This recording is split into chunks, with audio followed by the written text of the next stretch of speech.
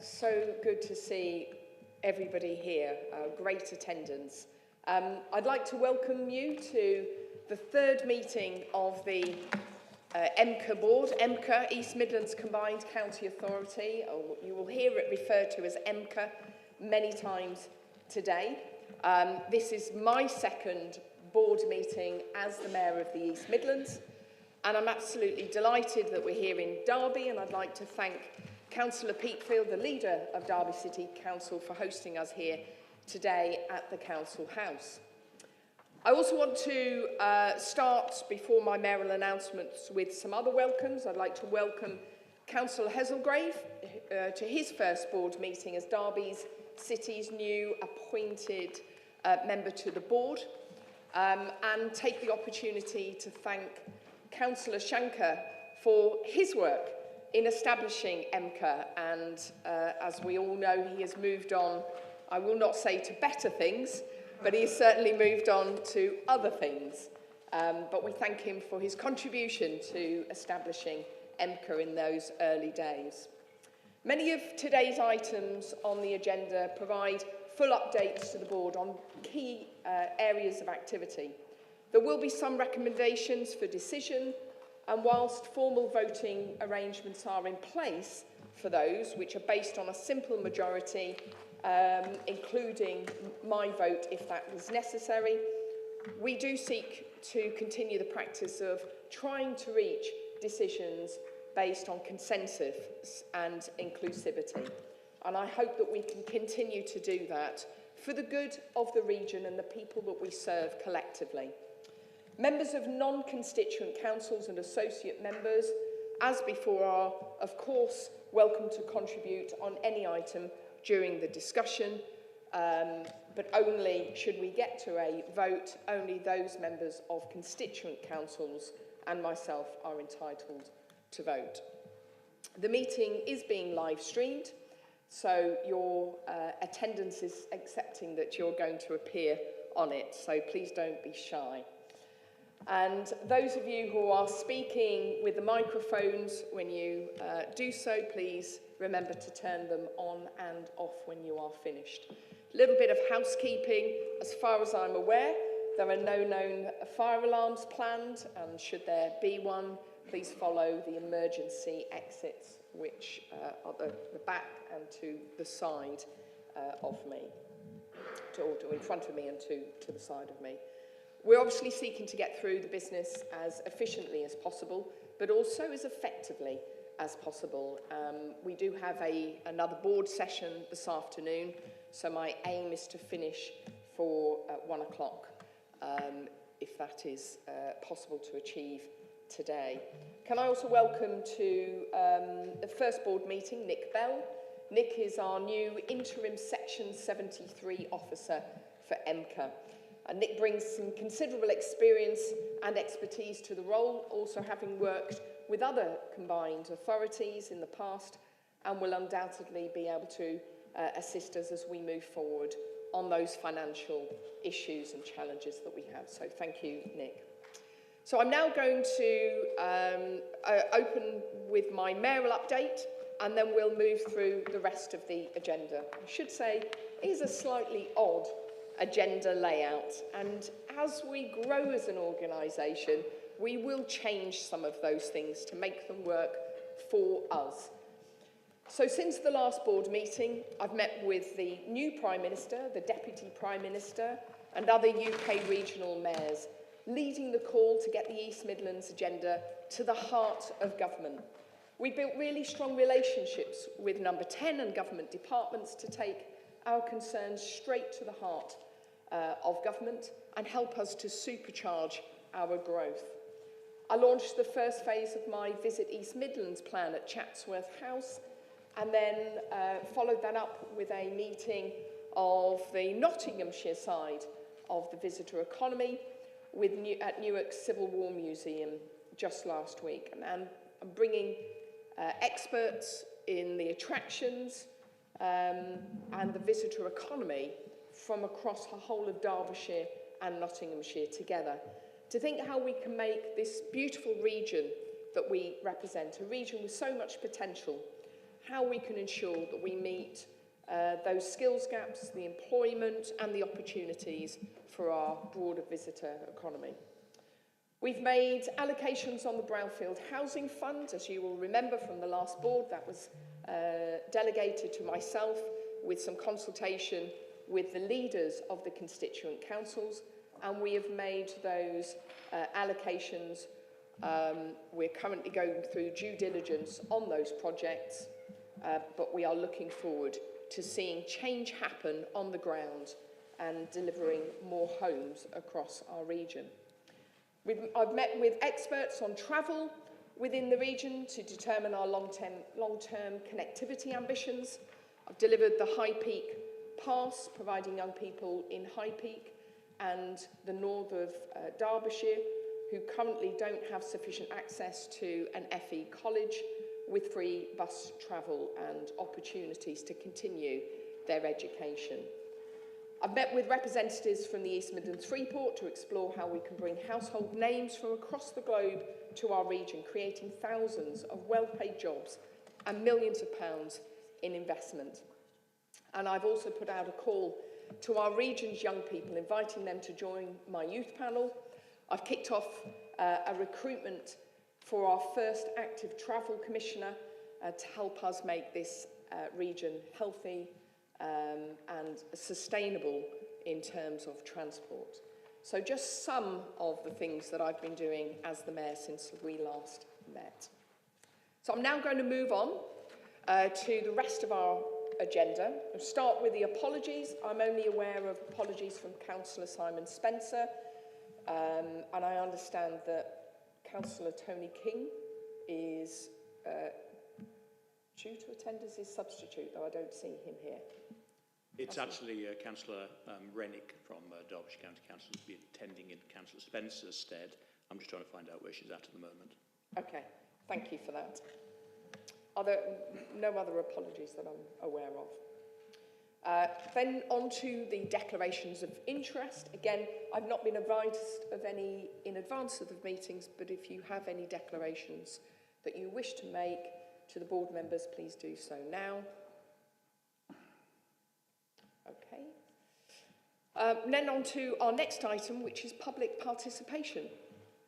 So we have received 17 questions from members of the public, and some of those members are here today and are able to read out their questions in person. We have 15 for the Mayor and 2 which have been allocated specifically and asked for from Councillor Bradley. Can I ask you, Jodie, to lead on this now, please? Thank you, Mayor. So at ordinary meetings of the Combined County Authority, questions may be asked by members of the public of the Mayor, Combined County Authority members and or committee chairs. The time set aside for such questions and answers will be limited to 30 minutes with no extension of time. We have been informed by 5 questioners that they are here today and wish to put their questions in person. I will invite questioners to put their questions and then refer to the board member who has provided the response. All questions have had written responses and those written responses have been published. If time allows, members of the public who have not previously indicated they will attend will be given an opportunity to put a question. So if I can first invite David Ingram, which is question 3 on the list, to put their question, and I believe that question is to put to the Mayor.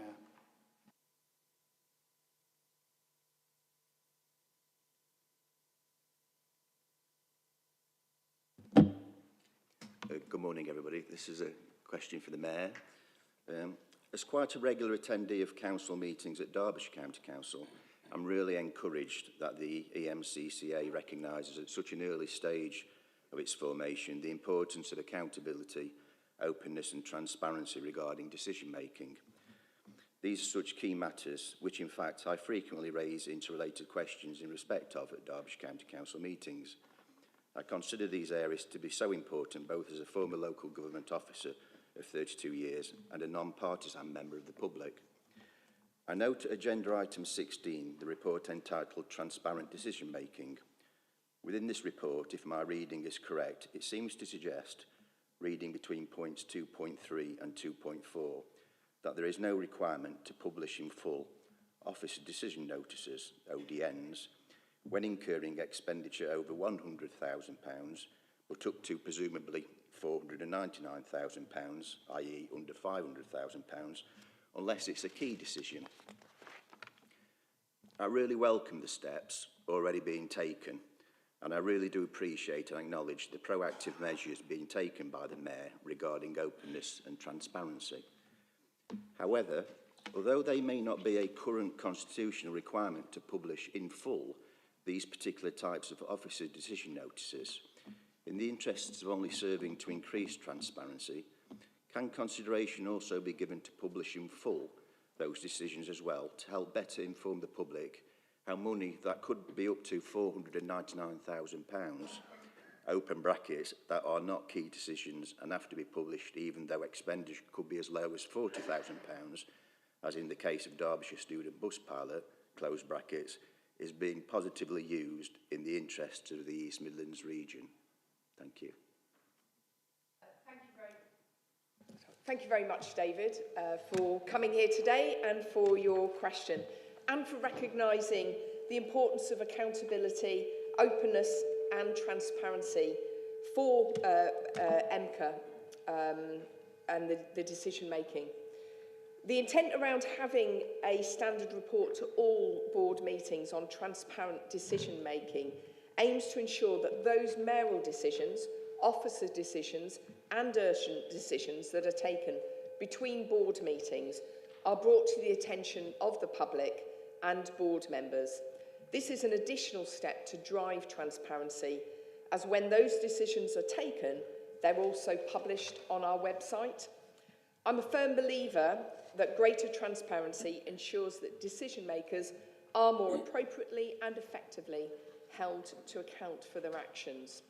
And when a decision is taken openly, it becomes far easier to track the reasons for those decisions and who it has been made by. Such a step helps foster a culture of responsibility, and this is a key objective for MCA as we seek to establish a culture of good governance in all that we do. Of course, we are a new organisation, and I recognise that we have some way to go until our processes and our practices are fully established and our publication scheme is fully implemented. Getting this right is a priority for our officers. Once we've fully implemented our publication scheme, we will naturally review its effectiveness, supported by committees within our governance framework and also supported through the requirement to publish an annual governance statement. We're required to publish the full decision notices of all key decisions taken by the organisation, whether they be at board, by an officer, or by myself as Mayor. Our publication scheme also commits us to publish a list of expenditure, whether that be by officers, myself as Mayor, or by members, that's outside of the key decision definition.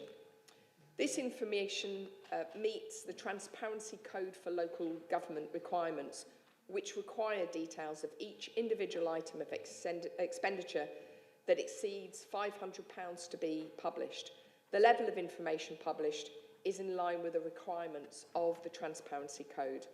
Additionally, details of all the agendas, the papers, the reports and the minutes of the MCA board and committees are available and will continue to be available on our website. Mr Ingram, do you have a supplementary question of any kind? No, I don't, but thank you for such a full and detailed response. I appreciate it. Thank you. Can I move on to the next member of the public who's indicated their attendance today, which is Jim Froggatt, question 6, which I believe is to Councillor Ben Bradley, representative of Nottinghamshire County Council and the nominated portfolio lead for transport and digital connectivity.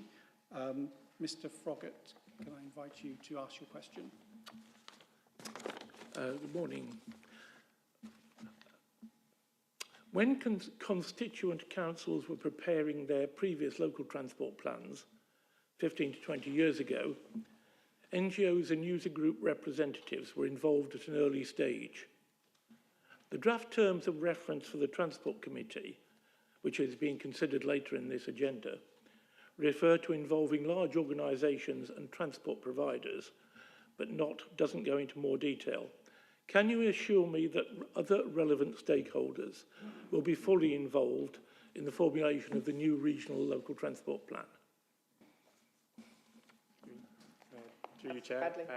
Thank you, Jim. Forgive me for not facing you, but hopefully you can see me up there on the screen. Wanted to start by just touching on the terms of reference for the Transport Committee that you've mentioned. Just to be absolutely clear about the extent and limitations of the role that you describe. If agreed today, I would chair that committee.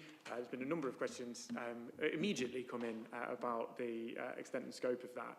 So just to be clear, it's an unremunerated, non-executive role. So decisions will be taken collectively by this board. I hope to be able to support plans and strategies as we go forward, help to develop those, but I wouldn't be the decision maker per se. I wouldn't have executive powers like a transport cabinet member would have in a council. That remains a collective decision for this board. In terms of the specific question, a report's been taken to the Transport and Digital Connectivity Committee on the 8th of October, setting out the work that's been done so far on the development of the local transport plan and with an indicative timeline for further work. It's important for us to understand how stakeholders feel about transport issues in the region, of course, and to get those stakeholder comments and feedback on the emerging work. So there'll be various opportunities throughout the development of that local transport plan to enable stakeholders to feed into it, for them to raise awareness of specific issues and understand various actions that can be taken to address them. As I've said, we've been kind of inundated with some of those proposals already since that kind of announcement was made last week.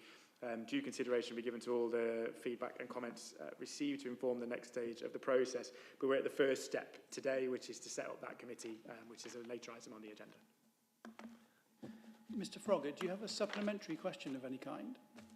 I was just going to add that certainly in Derby, we had a brainstorming session that involved walkers, ramblers, cyclists, horse riders, motorbikes, bus user groups, rail user groups, and the like. We don't really want to get to the stage where this bit's already been decided. We could have done with the feedback earlier.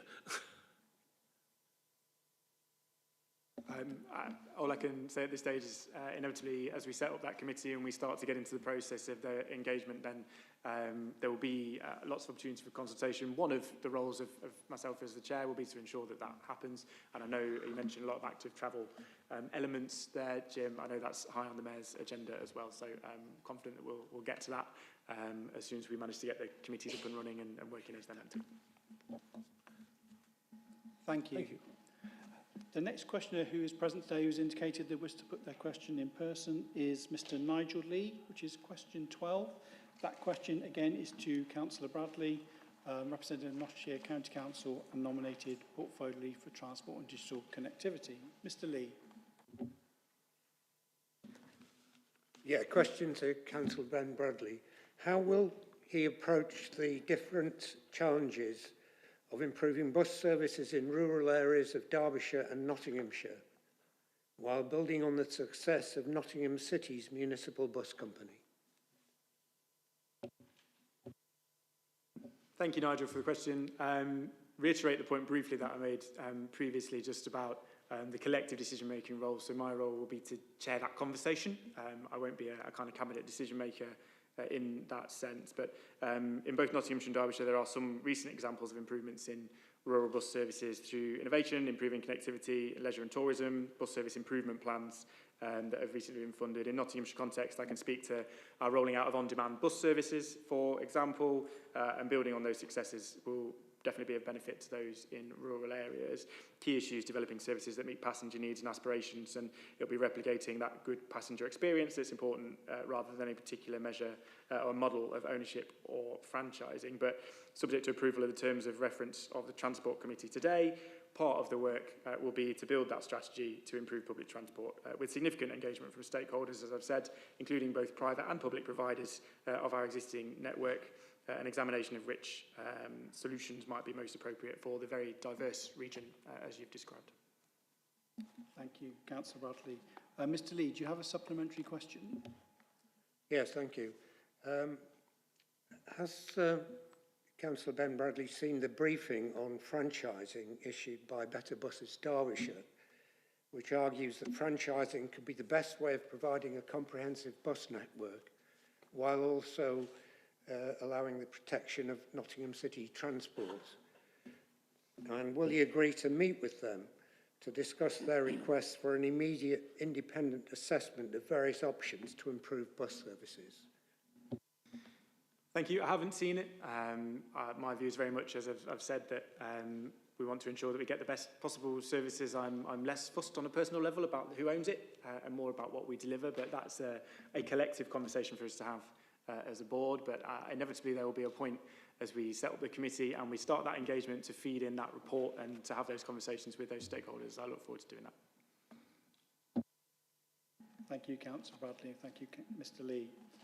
The next member of the public who's indicated they wish to put their question in person is Duncan Inwood, and that is question 14. Mr. Inwood. Yeah, thank you. My question is to Councillor Bradley. What provision or assistance can and will the authority make for ensuring that new housing developments, particularly those on greenfield sites, are served by public transport and active travel infrastructure rather than the current practice of reliance on private car travel, thereby reducing the need for road schemes and meeting other objectives relating to carbon emissions and population fitness and well-being? Thank you again for the question, and I'll reiterate that for the final time, the scope and the nature of the role. I know there's been some publication in recent weeks that describes me as kind of leading on the region's transport, and it's been a little bit vague. It is a collective responsibility for us as the board, led by the Mayor, to come to these decisions. So hopefully as we go forward, we can feed this stuff into the committee which we're setting up today. In terms of, again, the specific questions, local plans, the Greater Nottingham Strategic Plan, are currently being developed by district and city councils in conjunction with highways authorities in the county. It's not MCA's direct role to set those kinds of plans for specific council estates or new build estates. But MCA will assist in devising policy that enables schemes to be developed that meet the Mayor's ambitions for growth and also in reducing emissions, improving health and wellbeing, all the things you would expect, including the appropriate public transport and active travel connections. As it stands, though, the direct remit and responsibility for that planning work takes place largely in planning authorities, which are the districts and cities. Mr. Inwood, do you have a supplementary question? Yes, I appreciate that the council is not the planning authority, but there is a need for funding for bus travel and active travel. And its question really is what the authority can do in that respect. Well, certainly a degree about the importance of properly funding infrastructure around new developments. It's a bugbear for all of us as local leaders and councillors that that happens so rarely. We have an opportunity through this forum to bring together the conversation about investment and planning and what things are built and where in a spatial sense with additional transport powers and funding. From an MCA perspective, that's something that needs to happen on a strategic regional level as opposed to specific planning applications or estates. But I hope, again, as we get committees and processes here properly set up over the coming months, that there is a conversation about, as I say, joining together of spatial planning and transport investment alongside the additional transport funding that should be coming our way. Thank you, Councillor Bradley. Thank you, Mr. Inwood. And then the final member of the public who has indicated they would be present today to put their question in person is Mr. James Thatcher. That's question 16, and that is a question to the Mayor. Mr. Thatcher. Yeah, thank you. My question is to the Mayor. So, Active Travel England recently released local authority capability ratings. While Nottingham City maintained its high score of 3, Derby and Derbyshire are still on level 1, and Nottinghamshire is the only authority in the country to drop from level 2 to level 1. What are your plans for raising the ambition and delivery of walking, wheeling and cycling across the whole EMCCA area? Thank you for your question, James, and I agree with you. We've got some fantastic examples in the city of Nottingham, and we wish to be able to support the extension of all of those things across the rest of the region. Active and sustainable travel improvements are a key part of the new local transport plan. And I recently met with Chris Boardman, the National Active Travel Commissioner, to discuss the ambition of bringing the whole EMCA region up to the same rating that Nottingham has achieved. That is absolutely our ambition.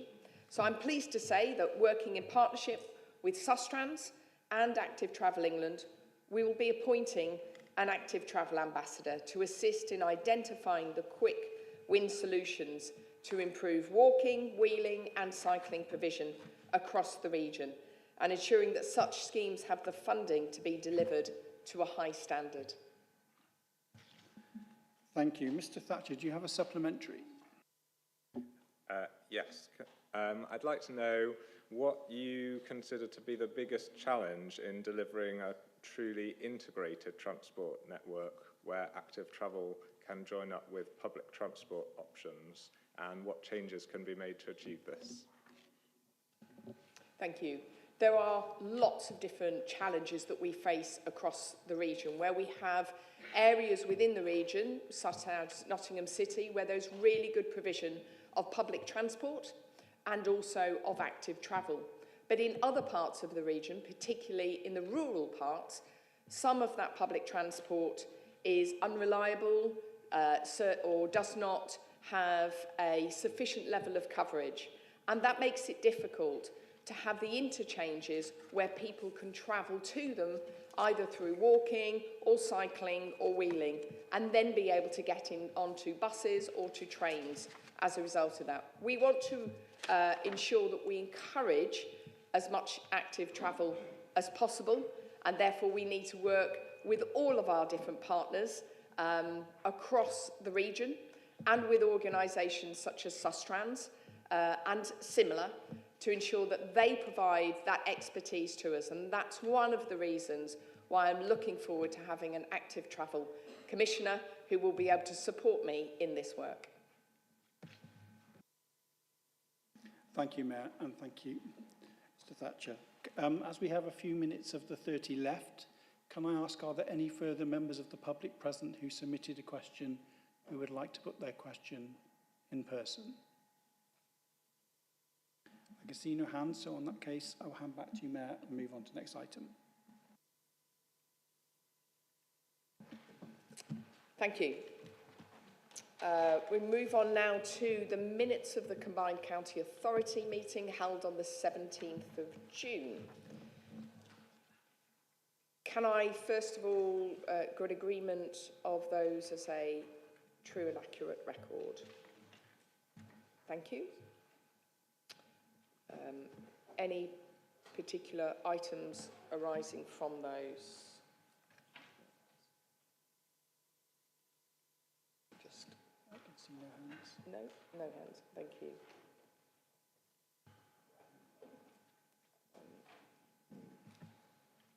Then we'll move on to the regional strategy. And I'd like to invite Damien Dacey to present the report. Thank you, Chair. Just checking everyone can hear me. Yeah, is that okay? Great. Chair, if I may, since this is the first substantive item, I would just like to take the opportunity to give my thanks and on behalf of my colleagues to all of the officers across the region, including the constituent councils who have given their input, advice and time into the work of all the papers that are in front of the board today. So it's fundamentally a team effort and hopefully reflects the collaboration that is very much underway. I'll turn to board item 6, which is in your papers on page 5.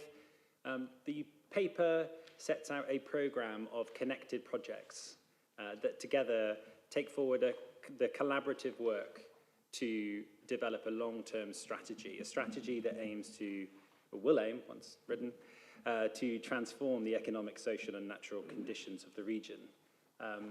As the paper says, the strategy is intended to be grounded in the principles of inclusive growth, hence the nominal title of Inclusive Growth Strategy. So a reasonable question at this starting point is why to do this? The strategy aims to secure agreement and buy-in to those strategic priorities, the opportunities and challenges for the region over the long term, and to do that with a level of comprehension and precision greater than the initial strategic framework that the board agreed back in March. So I'll now say more about how this work will proceed. There are some component parts in the paper it's worth just pausing on, and then I will wrap up. So the first part I would mention is the Commission, the Inclusive Growth Commission, so titled. That's set out from paragraph 2.4 in the papers.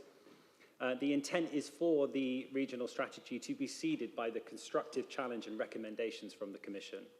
The Commission will bring together partners with national experts to make inquiries through an up-to-date review of the economic and social environmental conditions in the region.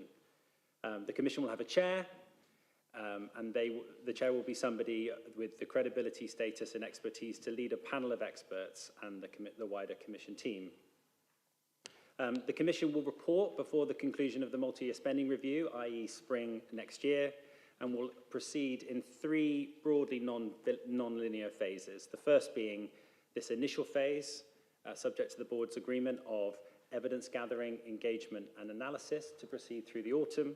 A second phase of further intensive engagement and consultation across the region, leading to some interim recommendations around sort of Christmas into early 2025. And then a final phase of further engagement leading to a final report, as I said, in the spring of next year. The terms of reference for the Commission are set out in the board paper in Appendix 1 for comment from the board today. So that's the first part of the Commission. The second part is the local growth plan, which is set out in the paper from paragraph 2.7. Early scoping work on a local growth plan across the MCA area has now started. That work is happening with partners from Her Majesty's Government. Again, the point of departure for those discussions is the board's agreement of the strategic framework, which again was back in March of this year. I think it's fair to say at this stage that the scope and approach of the local growth plan is very much in development and is emerging as the government programme and steers from ministers proceed. But our current understanding is there will be local growth plans across the country. There will be one over the MCA area. They will run on a broadly similar time frame to the inclusive growth strategy that I've just described, and so effectively will be run in parallel. And for our purposes, I would see it as a component of that inclusive growth strategy.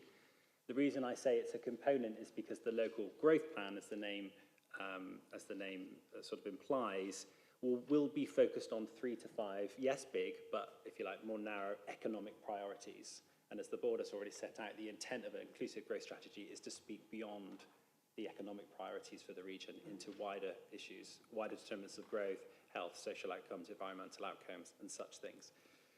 So that's the local growth plan. And then the final piece I would just point to is this piece on spatial priorities.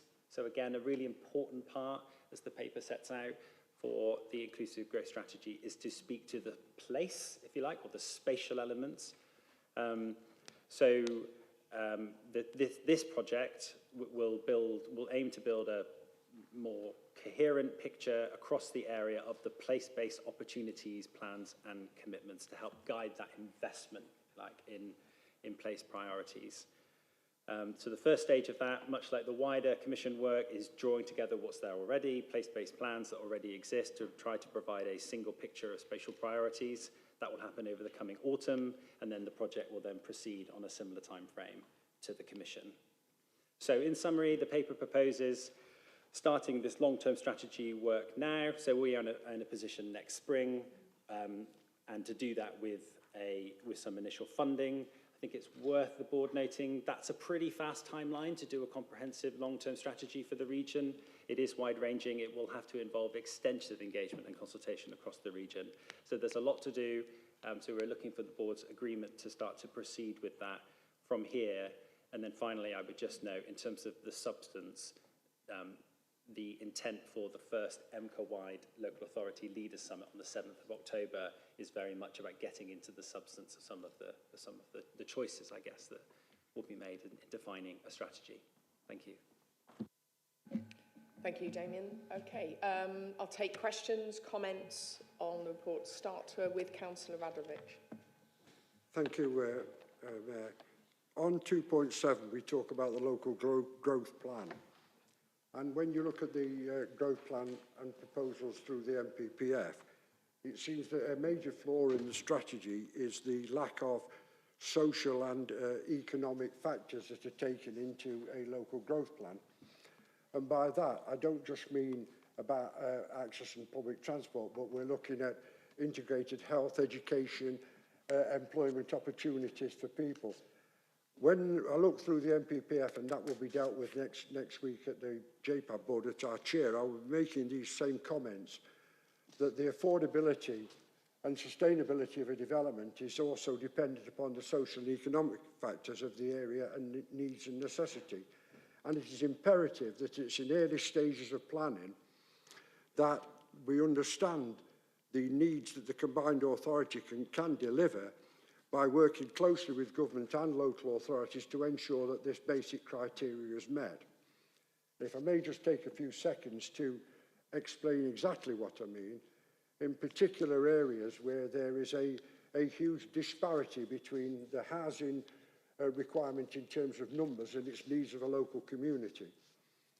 For instance, areas like ours, heavily industrialised areas, have a long history of association with disability, major disability issues, heart conditions, diabetes, amongst those. So what we're pleading for, what my plea this morning, is that when we consider the local growth plan, that it actually takes into account the social and economic factors of a particular area that is relevant to the population as it stands now and in the future. That's my plea.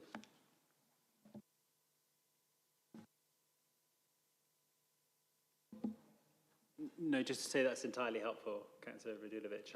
I completely agree. The paper tries to provide some sort of differentiation between the process, if you like, the discussion with government, which is about the economic priorities around growth, and the broader strategy, which would, as you say, very much take in the social needs of the region and indeed the places within the region. So I entirely agree. I would certainly expect all of those issues to be highlighted within the Inclusive Growth Commission and the outcomes framework that will come from that. Nadine, Councillor Peakfield. Thank you, Mayor. This is really, really positive paper and very, very welcome, especially the fact that it's not purely economically focused, but the inclusive growth, including inequalities, health, nature and net zero are all included in there. I assume that the word sustainable it is also something of great importance to us all, and while we all assume it, it doesn't appear so much in the document, so that would be some feedback there, that all of those outcomes and the focus strategy and the development does need to be obviously sustainable.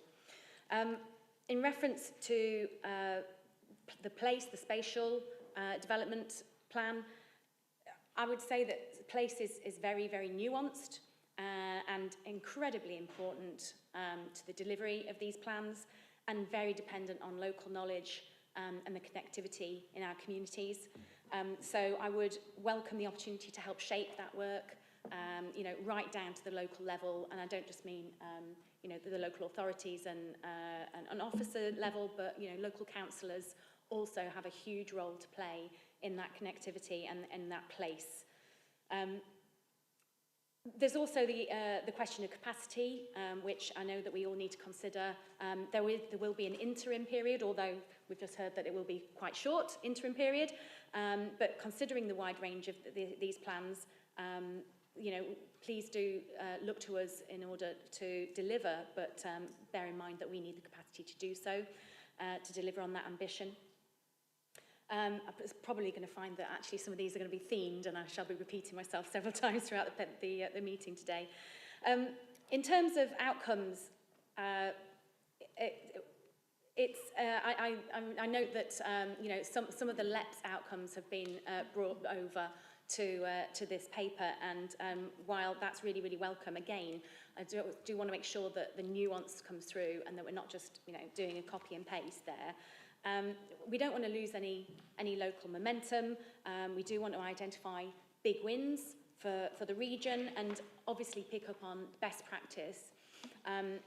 you know, we have some that we can offer here in Derby, for example, our health inequality partnership work, you know, which again, that nuance is really important in terms of local authorities, because it's something that might not necessarily apply to all of the local authorities.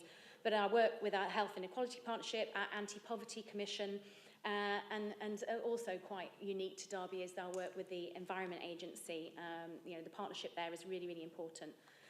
So there's no questions in here. It's just, you know, re-emphasising the priorities that I see in these terms, and keeping that community connectivity at the very, very top of our priorities while forming these plans. Thank you. Thank you. Councillor Lewis. Thank you very much indeed, Mayor.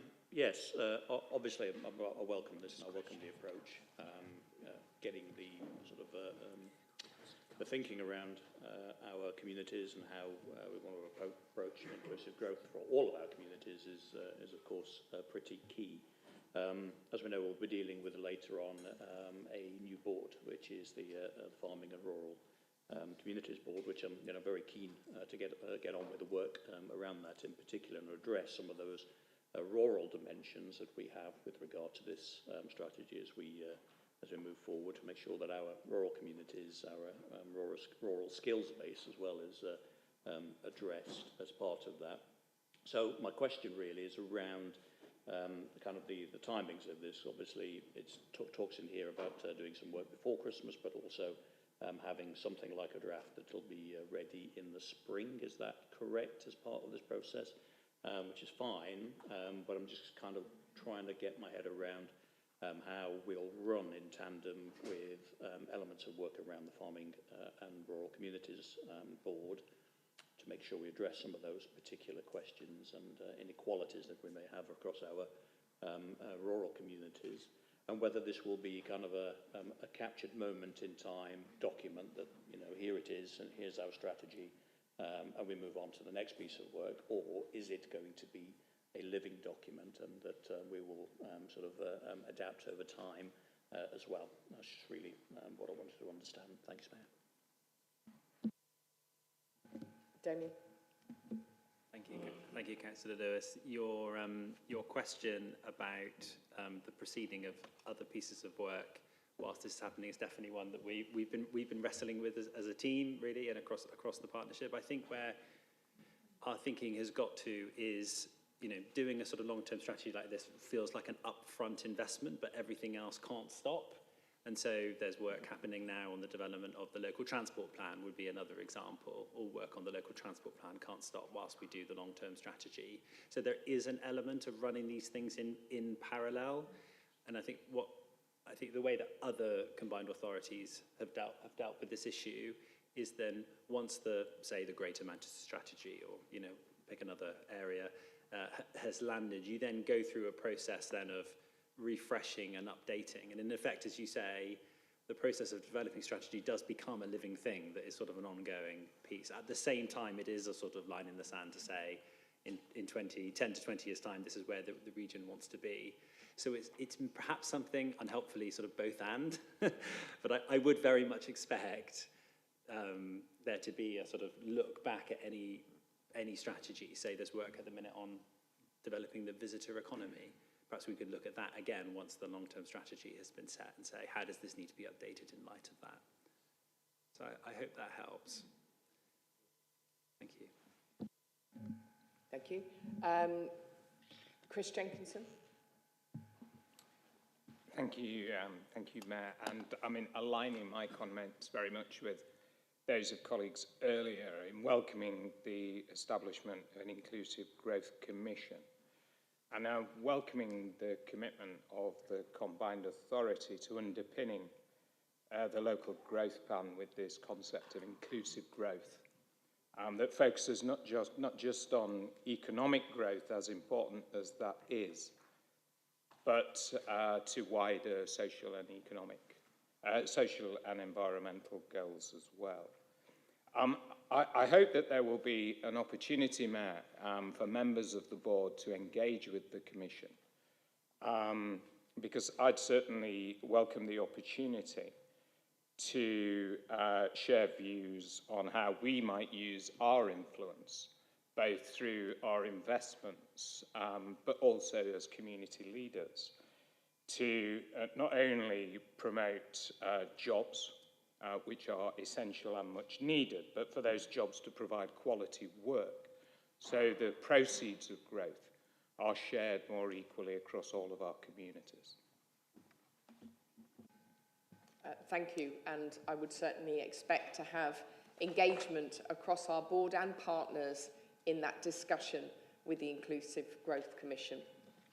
I'd now like to use my discretion as the chair of the board to invite Kath Mitchell, who, as you will know from the papers, is proposed for later on today to be the associate member on behalf of higher education, and therefore I'd like to slightly preempt that and invite Kath to contribute to this discussion. I've pressed the right thing now. I suppose my only comment is a bit of a variation on the theme, is that the concept of the inclusive growth. And I think if you looked at the British economy, growth, when we've seen massive growth, we've often seen massive inequalities. So I welcome the concept of inclusive growth, but I do think at every committee that you hold, what you might have to look at is where is the inclusive element, because you don't also want to stop things happening because we create some inequality at one point. And I think we've just got to be really mindful how we work through each of those growth elements, because we have lots of opportunity, I think, in this fantastic EMCA, and it's a real privilege, I think, to have a devolved region. But I do think we have to be mindful of the elements which we're going to drive for inclusion. And I probably would request, if we move forward, that we all have the same meaning of inclusive growth, because I think that that would be where I think we could actually hold ourselves back. So just to say, I'm a big fan of inclusive growth to support everybody here, but I think we just need to be mindful of how we're going to really understand it across all of our region. Thank you. And just to say that it would be relatively easy to create and achieve economic growth in our region. But if it does not include some of the poorest parts of our region, offer opportunities to some of our children in the most deprived communities, and to be part of that growth across this region, then we have failed. And that is the reason why I wish to see a fully inclusive growth commission. But I'm also proposing, as you will see within the rest of the papers in the board today, that we have a framework through which the committees will make their own decisions, and that lens that they will need to look through, whether it be in transport or skills or investments or indeed any other proposed committee in the future, must be to determine their decisions through the lens of the impact on social, health inequalities, economic and environmental.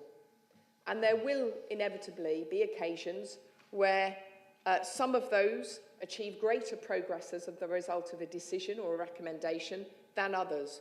But we will be able to track that improvement and growth in the decision making that we have. So I'm very clear what the outcome is that we're seeking to achieve. Thank you for that. Councillor Khan. We welcome the recognition of the importance of co-production of the regional strategies and look forward to the opportunity to engage as the work evolves. There is a long and successful history of joint planning amongst the Greater Nottingham planning authorities, with the establishment of the Greater Nottingham Planning Partnership. Currently, the Greater Nottingham councils are preparing a joint strategic plan which will set out our strategic planning policy framework across the conurbation until 2041. This work needs to be acknowledged and built upon to maximise our collective resources and knowledge and input from our communities. We agree with recommendation B, subject to the individual briefs being developed further and seek further board input. Thank you, Councillor Khan. And are there any other? Councillor Lawton. Councillor Lawton. Councillor Bradley.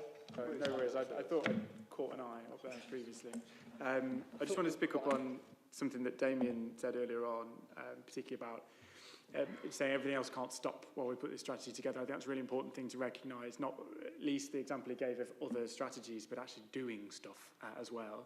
I'm really keen to ensure that we don't miss some of the short-term opportunities. I mean, I know Councillor Lewis and I will sit here and shout about highways. There are all sorts of examples of major projects that we know are going to be in this plan somewhere, things like, from a Nottinghamshire perspective, step fusion or our investment zone propositions, that we, I think, need to also look very closely at what we're investing and delivering now. And I say that in the context of looking at future papers on this agenda around in-year underspends on budgets. So I ask whether we've considered what we might use some of that money for, or is it the case that we're planning to kind of squirrel it away? And particularly in the context of this document, we know that we've got to build a significant evidence base. I take the point entirely that cultural change, systemic change takes a long time. We're also under the cosh of government deadlines, which inevitably under any government are much shorter than you would like. I look particularly at the spending review period, and that's coming our way in the spring. We really need to have an evidenced set of investments and propositions to lobby for in that spending review. So just to put that date on the radar, when we talk about spring of 2025, we have to have that in place. I wonder whether some of that underspend, some of that money that is available to us that we're not currently allocated could be used to accelerate some of that work around building that evidence so that we don't miss out on those timeframes.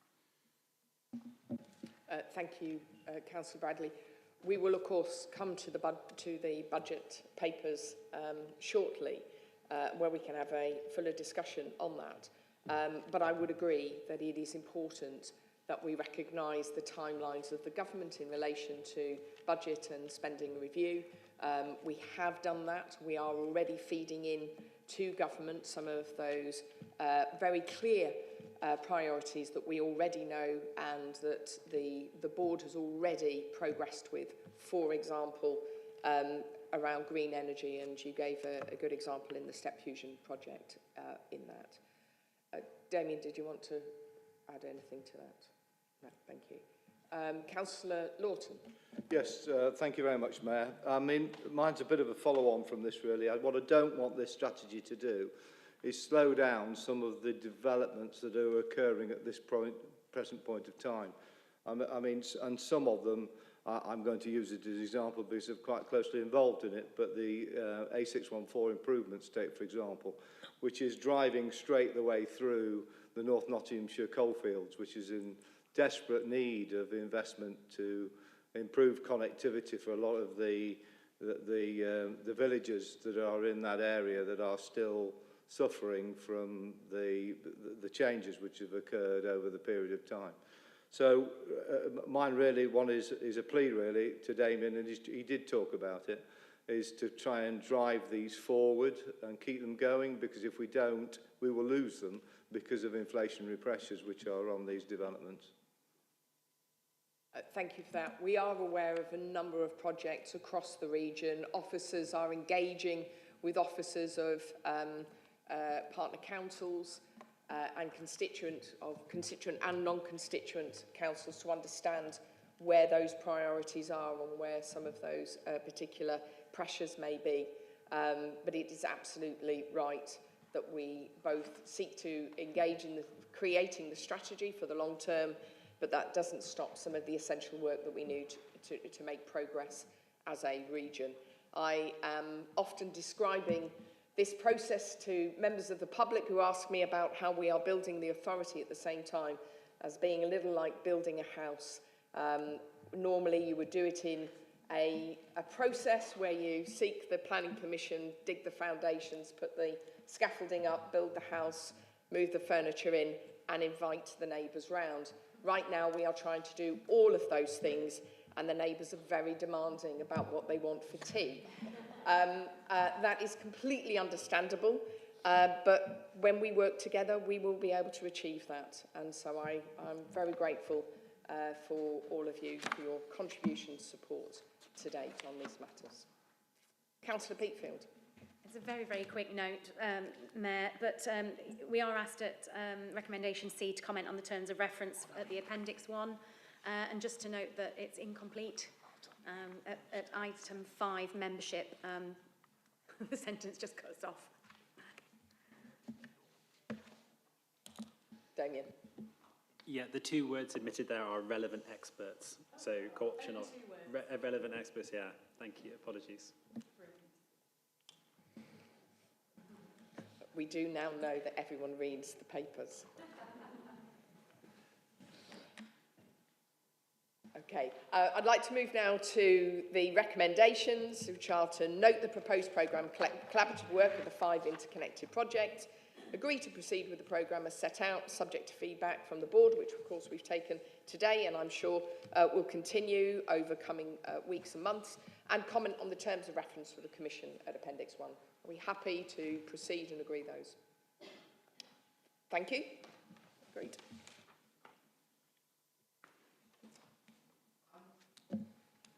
Now going to invite Damien to lead on item 7 on the investment plans update.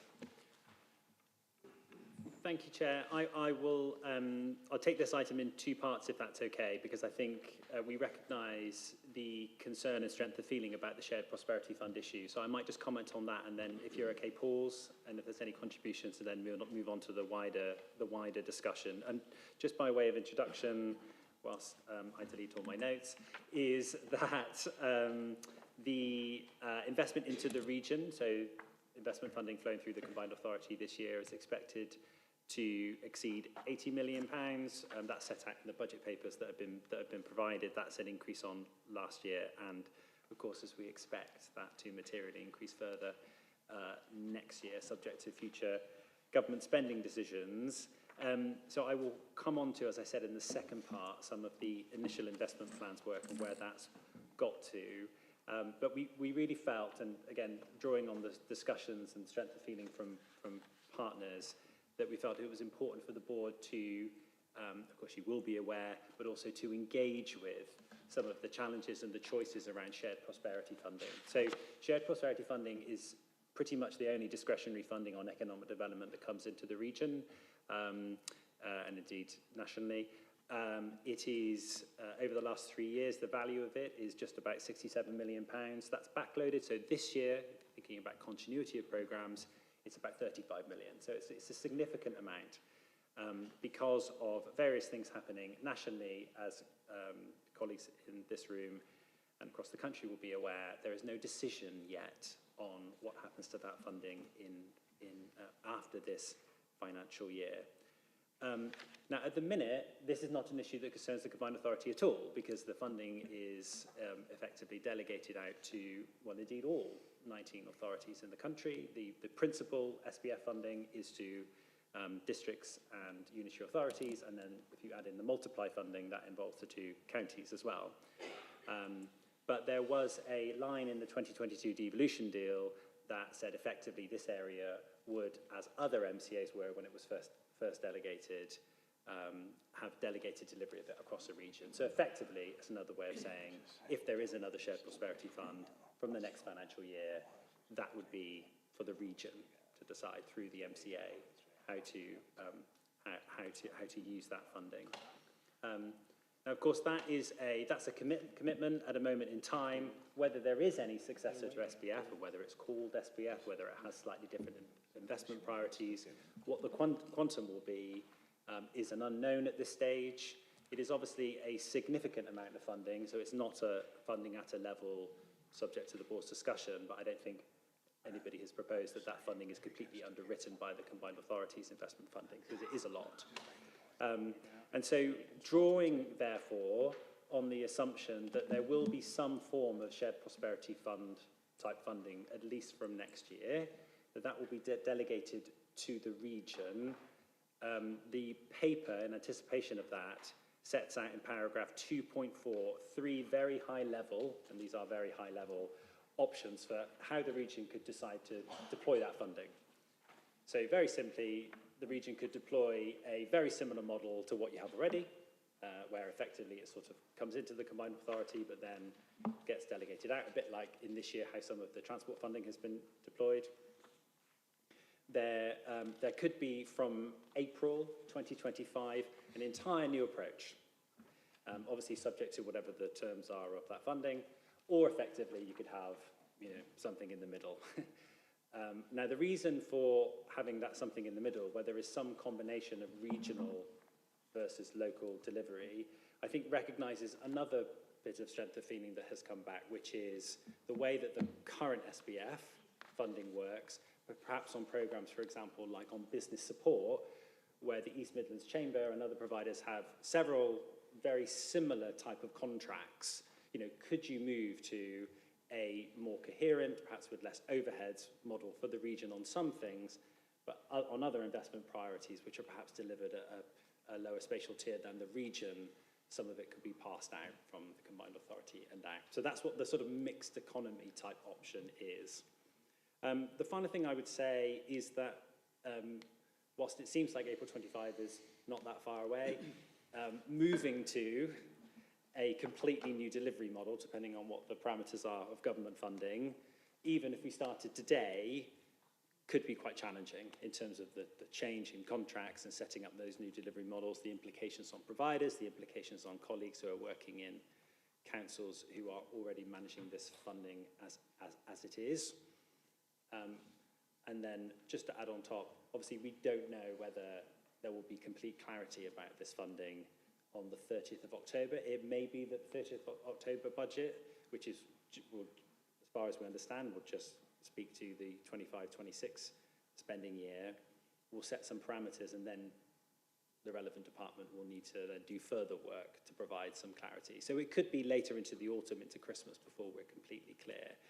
So that's why we wanted to bring this to the board now, and that's why we've set out some relatively high-level models, options rather, just to take the temperature of where the board is, and then there will be further work, which is already happening from combined authority officers across the region to understand the implications of these different options. I will pause there. Thank you. So I'll start with Councillor Peatfield and then to Councillor Radovic, and I'm sure that there'll be many comments from our associate members. Thank you, Mayor. We absolutely support the mixed economy version of this structure if it comes our way. Obviously, it makes absolute sense to combine where we can, and especially on the business support. We work closely with the Chamber and the University on our Ascend programme. It's extremely successful, the way that we've driven the initiative on that. And I'd love to see that continue. And indeed, I think that we could, help to inform the way that could roll out, and feed into the way that the other authorities have worked that. There are other things that we are doing which are quite unique to us, such as the Derby Promise, which obviously would need to be retitled if it was rolled out elsewhere. However, it feeds into so many of the other initiatives and the purpose and the plans that we're putting together in terms of offering new opportunities to young people and broadening their horizons. So, again, that's something that we'd be very excited to collaborate and share on across the region. But it's really, really important that, we do keep hold of some of those vitally funded local economy offerings that we have, like Marketing Derby, our cultural and art organisations. There are all-age progressions and destinations hubs that we fund through SBF that, would locally suffer hugely were we not able to localise it, personalise it. And as Damien said, the first word you used was discretionary. It's absolutely vital that we keep that element of discretion, and the local knowledge needs to be applied in order to know how to divvy that up. And speaking of divvying up, 2.5 The allocation, the percentages are listed, and we would welcome the opportunity to revisit the balance of that. In particular, obviously, only 18% going on people and skills, you know, is incredibly low. So, you know, again, being able to feed into how it's divvied up in the future is going to be vitally important. And I think that might be it. Thank you. Okay, thank you. Councillor Radovic. Thank you, Mayor. I am actually in support of 2.5. I think it makes a lot of sense and it could be far better organised, particularly almost bordering on ridiculous over-regulation of the UK SPF with the 3-monthly audit and 6-month full audit takes an enormous amount of resources away from local groups. I think that's correct, and I think that could be much better done. However, my plea is for retention of that understanding, which so eloquently put by my colleague a few minutes ago, is that when you look at what the effect of the UK SPF was in replacing European Social Fund money, actually took into account about a 40% cut when actually looked at the figures themselves. And this has had a profound impact and effect on local groups and organisations, particularly groups like voluntary groups in the voluntary sector. The overprescription and overregulation and the criteria surrounding grants has almost made them to feel excluded from the whole process. So my plea, Chair, is to re-examine the UK SPF proposal in total. We understand the regional commitment and we support the businesses throughout a number through the chambers and indeed through other programmes through our UK SPF programme. But my plea is that we do take into account the needs of that particular community. And when I spoke earlier about the needs for what I refer to as the social and economic factors affecting an area, is to look at the way in which the social sector provides an incredible service that funds local groups and organisations to achieve and get a better quality of life that is denied to them by the current system. So, Mayor, my plea today is that, yes, I will support fully Section 215, and I would look most sincerely, I think, and honestly at the percentage of figures, but my plea is that we simplify the system, we make it much more inclusive to local groups and organisations, and we give people a better quality of life, something that I think the UK SPF, when it was set up, was intended to be. Thank you. I've got Councillor Gilby, then Councillor Bradley, then Councillor Radford. Thank you, Mayor. I'd like to link what I'm going to say about this item to the earlier item about inclusive growth, because I think what UK SPF has been able to achieve is that ability to work with groups previously not worked with. And I'd just like to give two examples from the sort of Derbyshire and Chesterfield and northeastern Derbyshire to exemplify that. So first of all, Chesterfield Borough Council, through its partnerships, has been able to use UK SPF business support, and we've now got the biggest programme of business support that we've ever been able to deliver, and that has been targeted very, very much at supporting new businesses to thrive, and skills brokerage, because if businesses don't know what skills they need, how can they then tell the people that are training people what they need to train them in? And that's been really important. And with green skills in particular, Chesterfield Borough Council has been able to partner with North East Derbyshire District Council to ensure that there's economies of scale and that we're not reinventing the wheel or duplication, which I think is really an important message going forward for this combined authority, but also for the country about having place-based alliances rather than authority based systems. So, and then on the community development side, we feel that we have cut down some of the red tape and have been able to devolve some of the delivery of things that we need in our communities by giving the money to grassroots organisations to deliver outcomes and outputs, as well as at the same time retaining some of the funding for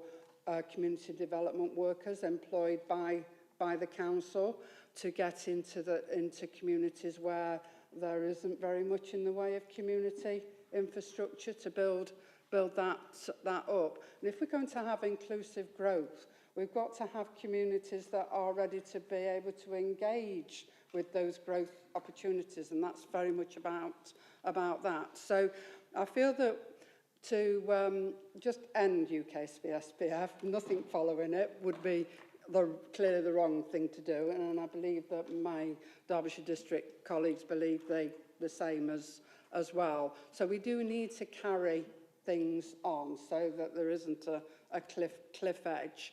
But at the same time, we need to think about transitional arrangements, using opportunities that the Combined Authority does present us with that weren't there when we kicked off these UK SPF groups, but not just thinking about what the Chamber of Commerce does, because they do an excellent job, for instance, with the Accelerate funding and all that, that we look at other partnership arrangements that the authority could start to develop further. Thank you. Thank you. Councillor Bradley.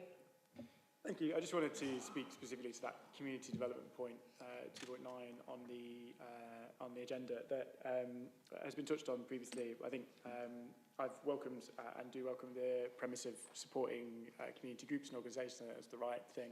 Just want to draw it back though to the regional and strategic role of the Combined Authority. Could I just ask you to pause for a moment, maybe hold that thought and come back to it? The only reason is why I was trying to get as much contribution on UK SPF first and then allow Damien to cover some of the broader investment items that are in there. Is there anything specifically on UK SPF? I want to touch on 2.9 particularly, so I can come back to it if you prefer. Okay, I'll come back.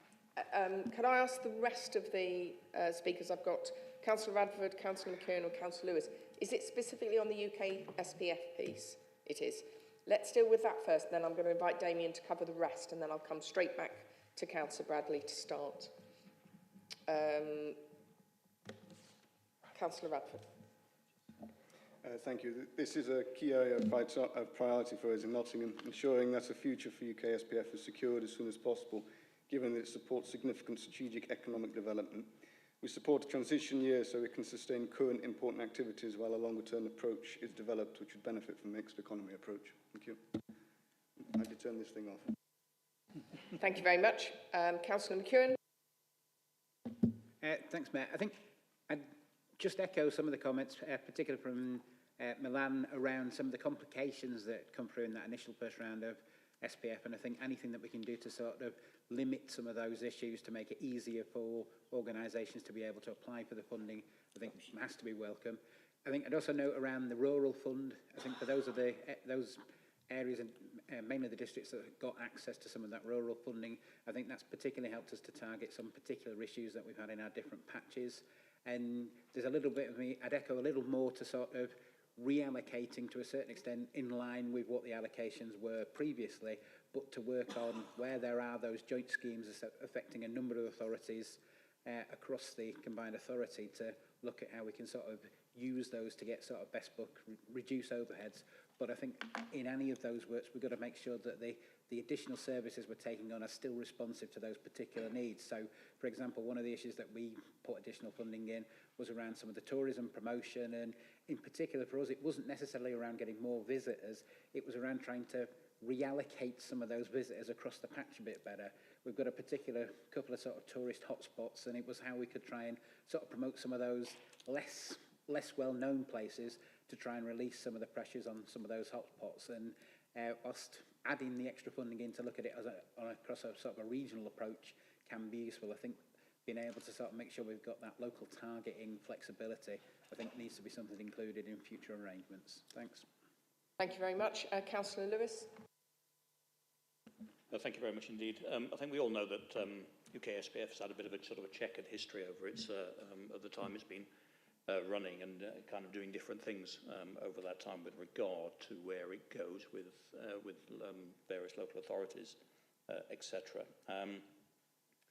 I think from a perspective of an upper tier authority, it kind of sometimes looked a little bit sort of patchy in the way that it was delivered. So different different district and borough areas did different things with it.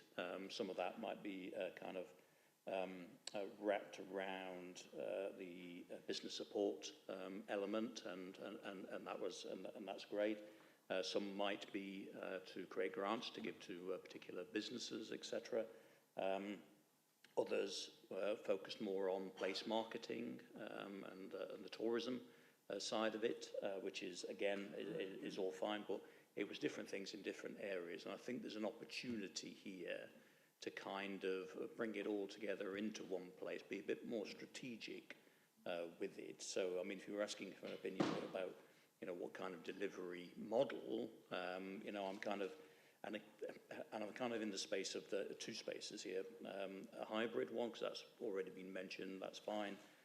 But, you know, I'm open to the concept of a new delivery model across the regions. But again, working with our colleagues in districts and boroughs to do that. Because as I say, there is this difference between us as upper tier authorities and unitary authorities, and then the districts and boroughs in the way that this programming is being delivered. And we've got things like as well at County Council, you know about the Green Entrepreneurs Grant Scheme, which was a kind of a county-wide scheme, an opportunity there to perhaps kind of tie in something around the elements of that, which again was about green skills as well as business grants as well for installation of solar, things like that. So I think there's a lot we can do in this space, utilising this new money potentially as it comes forward over coming years, whether it's different, but certainly we want to create something that is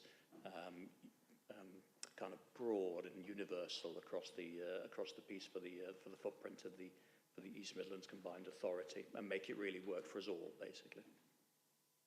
Thank you for that. David Williams.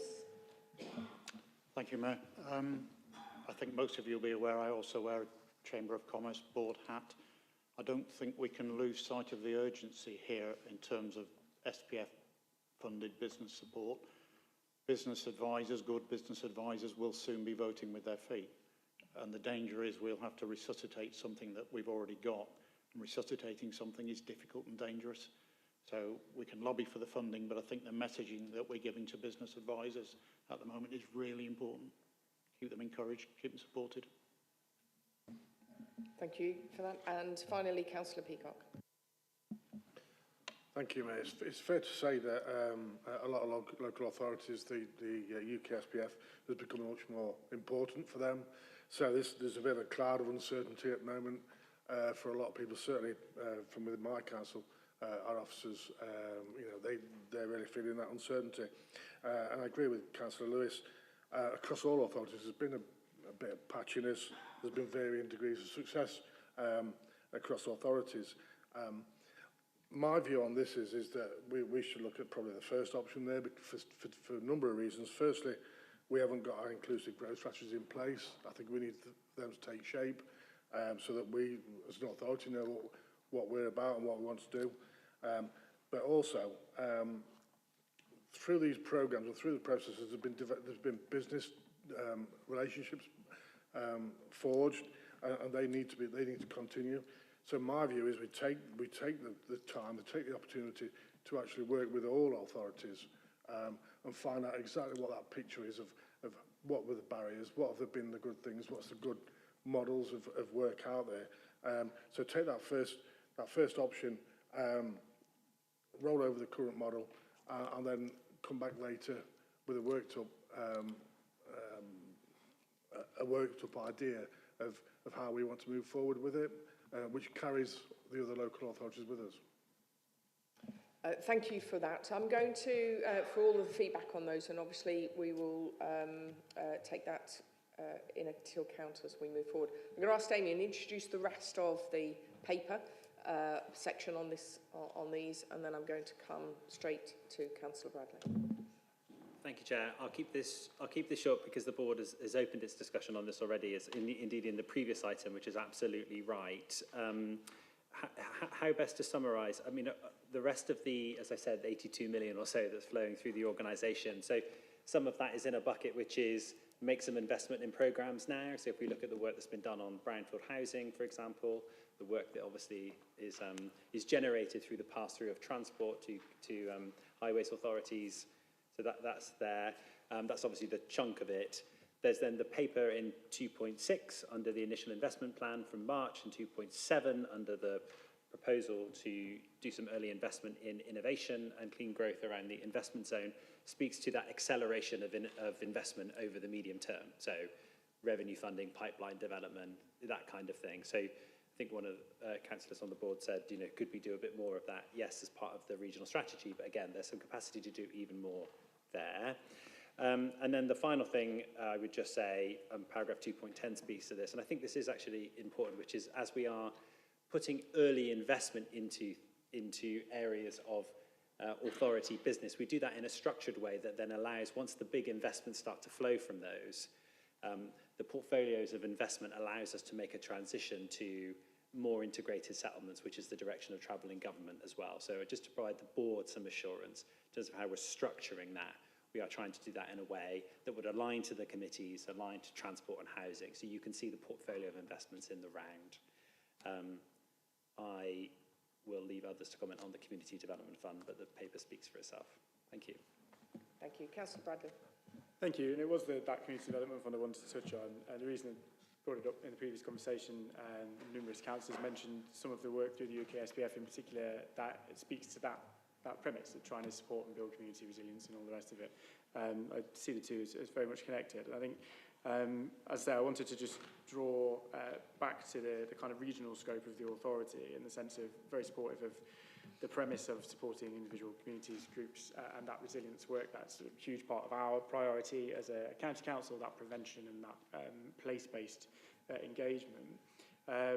But what I wouldn't want to see is for MCUR to duplicate the kind of some of the direct grant giving stuff that we all do. I imagine every authority in this room has already.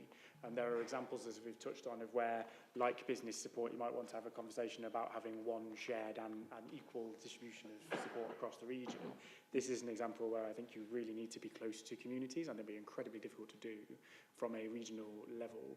So I'd like to see us work to support the framework, the structure, the delivery of all the stuff that we're effectively already doing.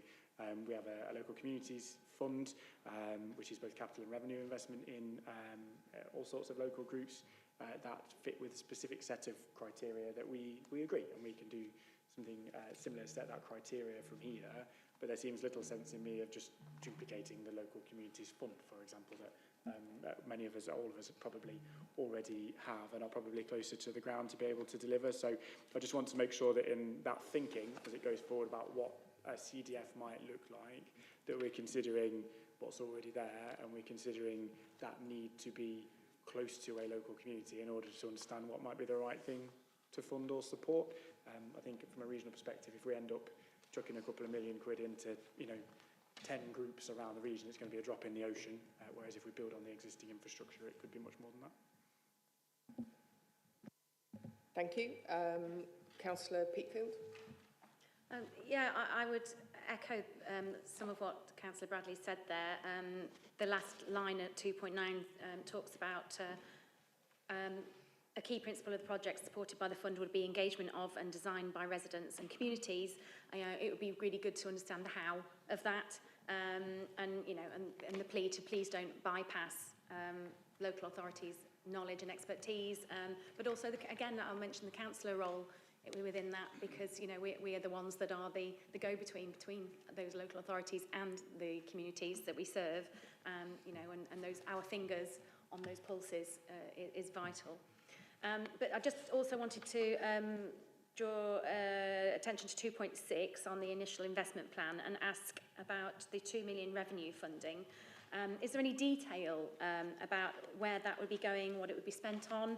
And to ask about co-production again, whether some of that revenue will be passed on to the local authorities, because there is an opportunity for us to develop the pipelines and the business cases, you know, given our limited resources and capacity, but in particular for areas such as housing delivery, you know, we can ready those projects if we have the capacity and a little bit of funding to support the development of those pipeline projects.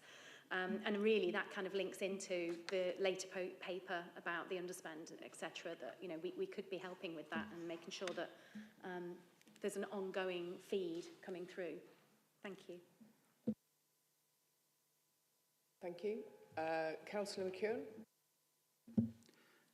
Thanks, Mayor. I think I just want to sort of partly echo Councillor Peatfield's point around that revenue funding. I think particularly there are a couple of authorities that are affected by nutrient neutrality, although there is some funding starting to come through from government for those authorities to, you know, help to put measures in place for that, particularly within High Peak. There are quite a few issues coming up around housing sites that are being held up because of the slow process and slow going in terms of getting that cash from government, and, you know, to a certain extent, if there is any revenue funding that could help to smooth things out, and particularly I think as a bit of a mini look around the region and sort of just pick on some of those places that they're not classed as nutrient neutrality now but are not far short of those figures, and it may well be that we could try and start to plan out some of those measures early and get them introduced before you're affected by that particular issue. Thanks. Thank you. I'll invite Damien to come back on a couple of points. Thank you. So on the initial investment plan, paragraph 2.6, so that was the £2 million that the board allocated in March to take forward the objectives in the initial strategic and investment framework. So that work is all ongoing. I think there's 7 streams to that. 2 are mentioned in here, which is around transition to clean growth, a plan for the visitor economy. There's some work on inward investment and other such things. Really happy to provide the board with a more comprehensive update on that. We have our meeting of the place directors next week, where our plan was to take stock on all 7, where we got to, where are we getting to. I think it's possible that there might be a small underspend from that £2 million this year. I emphasise the word small, but if so, it might be there's some capacity to redirect some of that to additional measures. We can provide a full update on that for the board. Thank you. And just to reiterate on the Community Development Fund, as you'll know, was a mayoral commitment that I made during the election, and I'm particularly keen to look at cooperative models, ways in which we may support and empower local residents and communities to enhance the opportunities that exist within those areas. In many ways, as with much of what we try to do here with MCA, it is not meant to simply replace what is already in existence, but to add value to it. And so I'm looking forward to continuing the discussions that we have across the authorities with your input to help me and us to shape the best that we can do on this Community Development Fund for our residents and for our communities. This item isn't really for decision, it was for simply comment and noting, and I thank you for your participation in that. Moving on then to item 8, which is the Revenue and Capital Budget Monitoring Report. And I am inviting Nick Bell, our new Section 73 officer, to present reports on 8 and item 9 as well. Nick. Thank you. Is that working? Can people hear me? Excellent, thank you. And thank you for that. And can I also echo Damien Dacey's thanks to all of the councils across the area, because both this report and the budget report, which my colleague will just do a brief introduction to shortly, have been built on strong partnership, working collaboration, and strong partnership, working collaboration with all of the councils in the region will be incredibly important for developing our budgets moving forwards.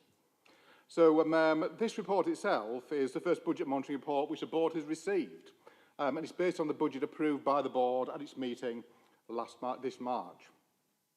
I'm sure everybody in the room will have seen many budget monitoring reports in the past and know their general layout.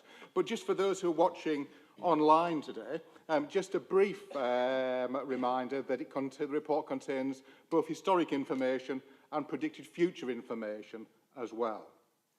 The historic information is the actual spend by the combined county authority in its first 3 months of this financial year, i.e. to the end of June 2024.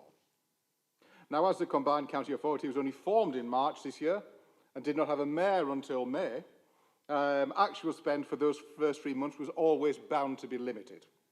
And the bulk of that spend has been on funds relating to the cost of the election, together with salaries for interim and permanent staff to help create the plans, the systems and the processes which a combined county authority will require for the future.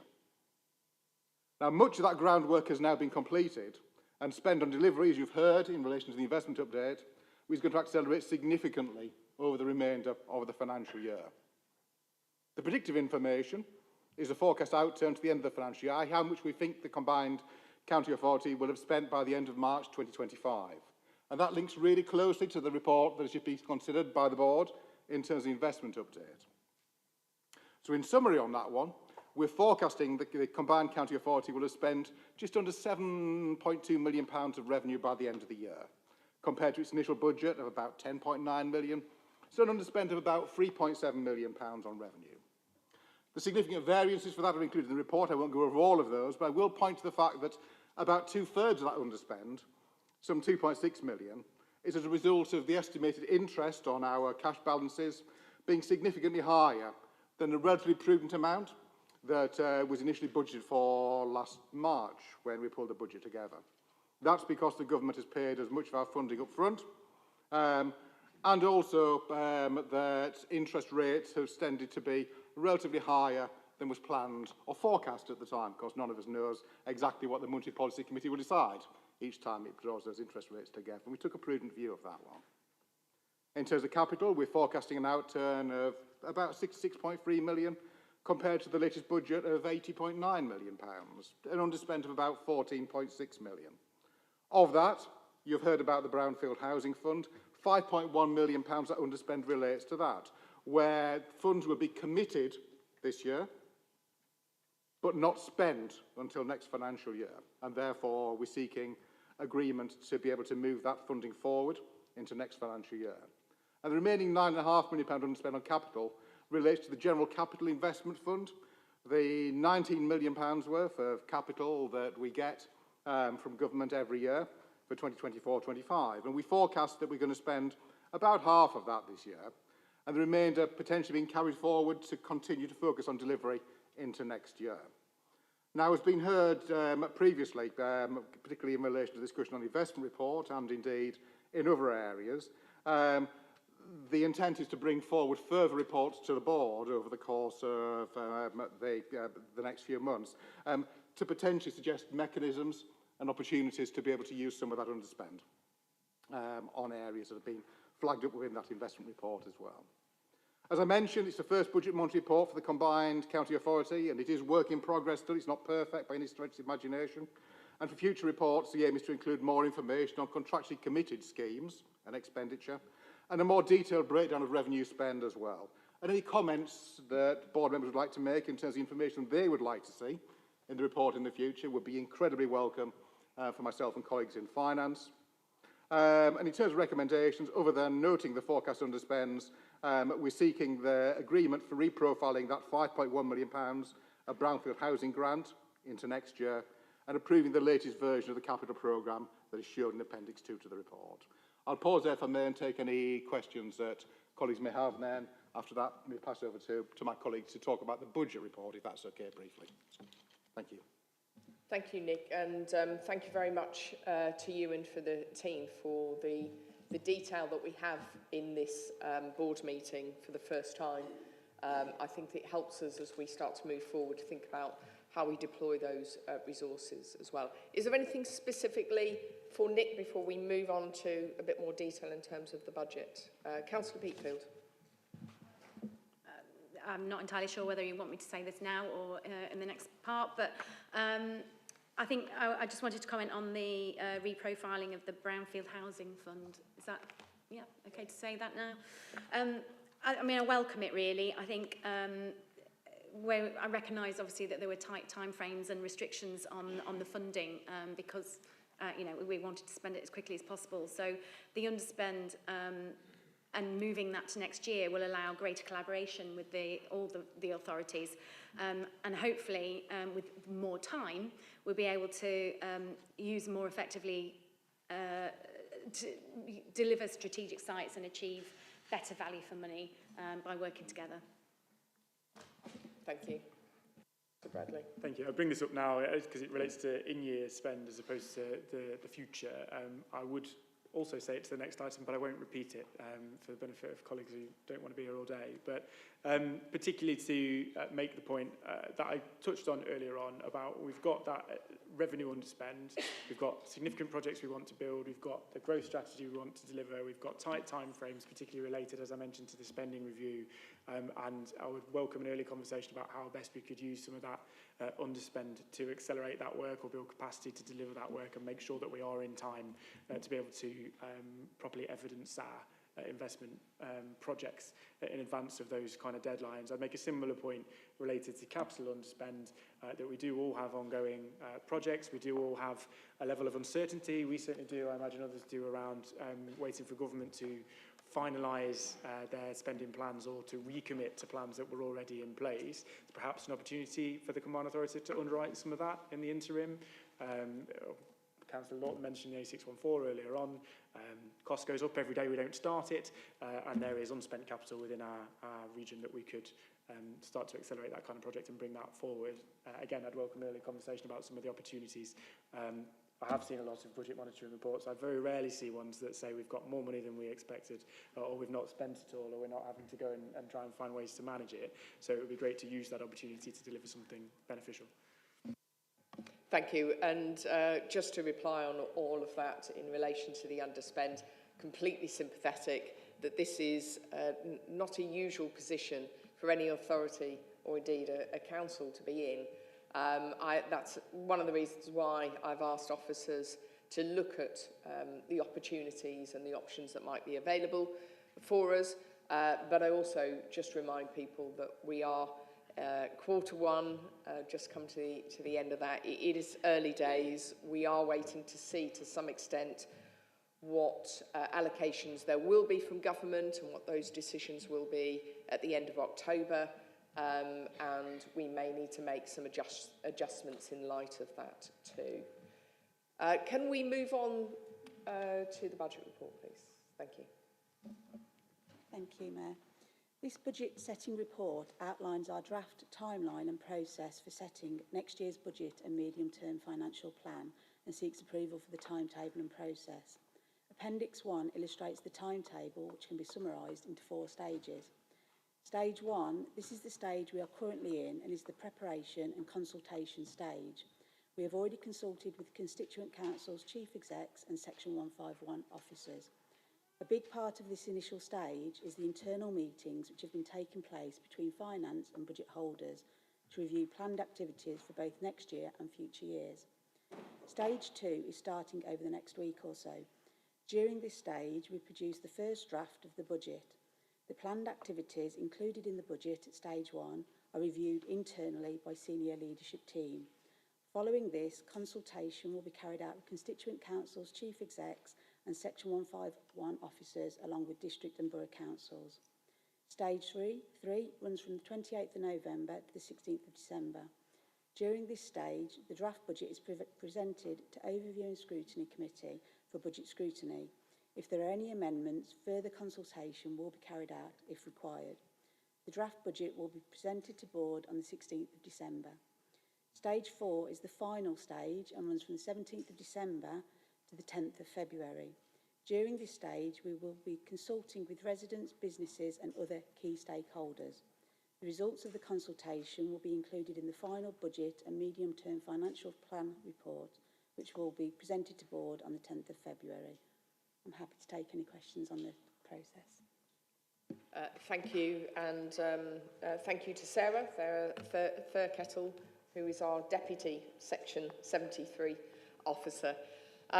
Any questions or comments on this? Because I will be asking you to approve the proposed timetable and process for the budget setting.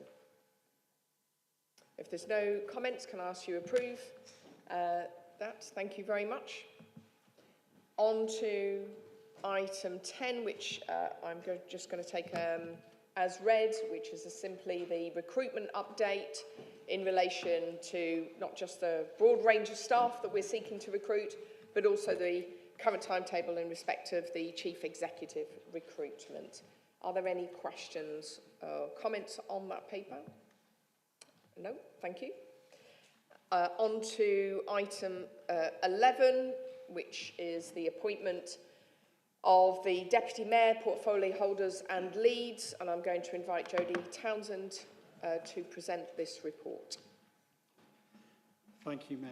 So the purpose of this report is to provide mayoral proposals for noting, consideration and approval for the position of Statutory Deputy Mayor and Portfolio and Deputy Portfolio Lead positions. The Mayor appoints to the position of Deputy Mayor. That appointment is for the Board to note. Appendix A sets out the proposed Portfolio and Deputy Portfolio positions and post holders. This is for Board to consider and to approve. The report seeks approval to amend the Constitution to include the position of Deputy Portfolio holders, as this is a position that does not currently exist within our Constitution. The report also sets out proposed responsibilities for Portfolio Lead and Deputy Portfolio Lead positions. This again is for Board consideration and approval. The report sets out the structure, reasoning and role purpose for portfolios, and they are also set out in the appendices. I'd like to echo some earlier comments in regard to collaboration with our colleagues, and particularly thank colleagues in the governance group, that's monitoring officers from the constituent councils across the region. And I submit the report for consideration and any questions. Thank you very much. So we have a series of recommendations, which I will just outline to you, but again, as we go through, just to check if there are any comments or questions. If not, oh, yes, Councillor Carr. Right. Mayor Clare, we support the proposed recommendations and nominations, but I'd like to raise one concern that's already been raised by a member of the public.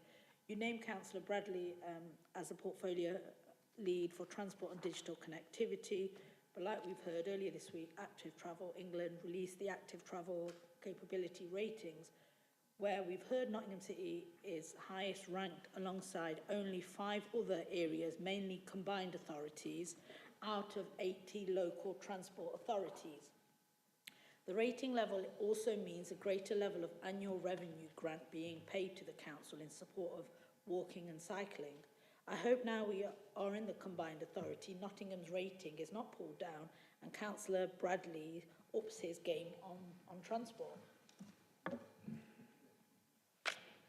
So, to just reiterate for members of the public how this process works, because I think there has been perhaps some misunderstanding at times that this is not a council structure but is a combined authority structure, and that we work across all of the constituent councils with our associate members, both the districts and boroughs who are represented here, and are currently 2, hopefully 3, and in due course 4 associate members from our partners, and that we seek to find as much consensus as possible. And in that consensus, it's not possible for the Mayor to lead on every single issue, and that we do that as a combined authority, and that is the reason why I have made recommendations to bring in people who represent all 4 constituent councils into specific areas of policy.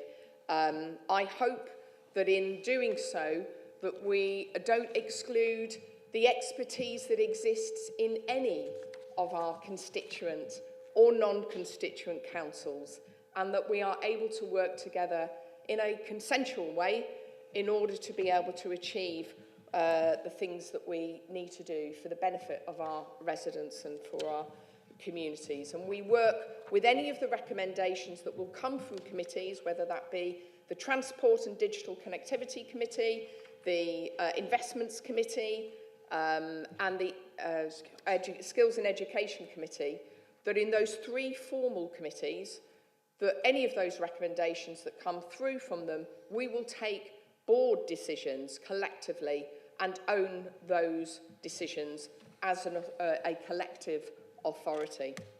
Perhaps I can also take the opportunity in this just to emphasise that in our discussions, and a lot of the discussions that we have had over the last few weeks in advance of this meeting has allowed us to bring forward these recommendations, for me to be able to bring forward these recommendations based on the discussions that I've had with all of you, because I think it's really important that we try to achieve consensus wherever possible. And I'm particularly delighted that we have achieved, I hope through these acceptance, I hope that you will accept these recommendations, that in the Farming and Rural Affairs Committee, the recommendations, not so a committee lead, rather portfolio lead, that any recommendations that come from that will be able to feed into all of the committees, and that will help to strengthen the representation of issues and concerns that exist within our broader counties and our farming and rural affairs. So I'd like to ask, I think Councillor Radolik, you wish to speak as well. In support of the principles that you've just outlined, I think it's important and imperative that we do maintain this cross-county and city agreement. And I would like to, I hope I speak on behalf of all our non-voted representatives here today from the districts, pass on our congratulations to Nadine Peatfield for being Deputy Mayor. I think she will serve the MCA with great respect and authority, and so we warmly welcome that. I'm not quite sure if the colleges and universities will welcome me as your Vice Chair, particularly some of the comments that I continue to make about their complete underperformance to provide industry with education and training, as well as the people. However, it will be an interesting experience for my committee chair, I'm sure. But I just say, I do speak in agreement. I think it's important that we have this consensus. And I say particularly our thanks to Nadine on her appointment. I'm sure she'll do a great job.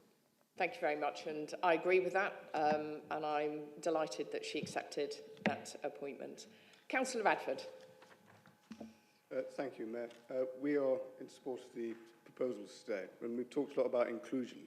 It's important to note that in Nottingham, just under 30% of our population are aged 18 to 29, with full-time university students comprising about 1 in 7 of the population, and with our 2 world-renowned universities adding over £1 billion to the local economy every year and supporting 25,000 jobs.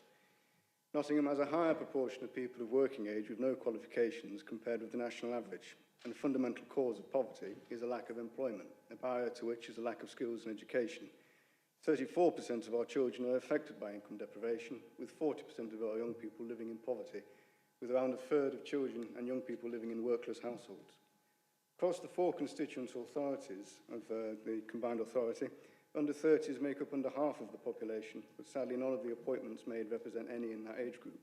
This is a significant portion of our combined populations who live, work and learn in our communities, who will look at MCA and feel it doesn't represent them or their needs. The challenge for MCA will be to prove otherwise, and this is not done through words, but through actions and decisions like the ones we are being asked to make today. We've talked a lot today about achieving inclusive growth, a key theme with a clear consensus. But if we want to achieve this, we must do this with people, not to people. So as we move forward as a new combined authority, I hope the actions and decisions begin to reflect our communities more, that we begin to demonstrate what our purpose is to our region. These are indeed early days, as you say, Mayor, But for this combined authority to succeed, it must work for everyone, and until it does, it won't work for anyone. Councillor Bradley.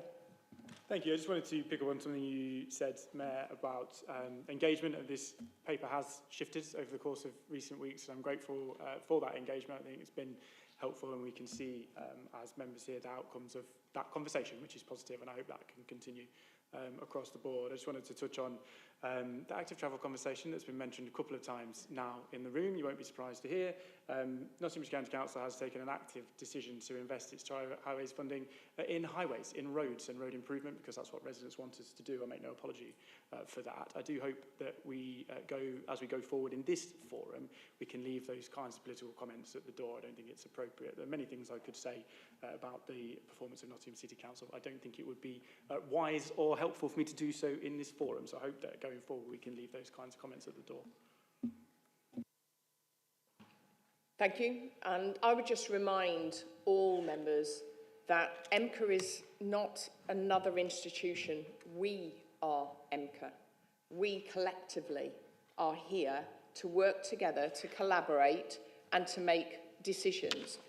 And I ask everybody who comes into this meeting, who works on any of the committees, who takes responsibilities with any of the portfolio leads or deputies, to do so with their regional hat on. Not to bring with them, of course, their experience, their understanding of the areas that they represent and that they are directly elected to.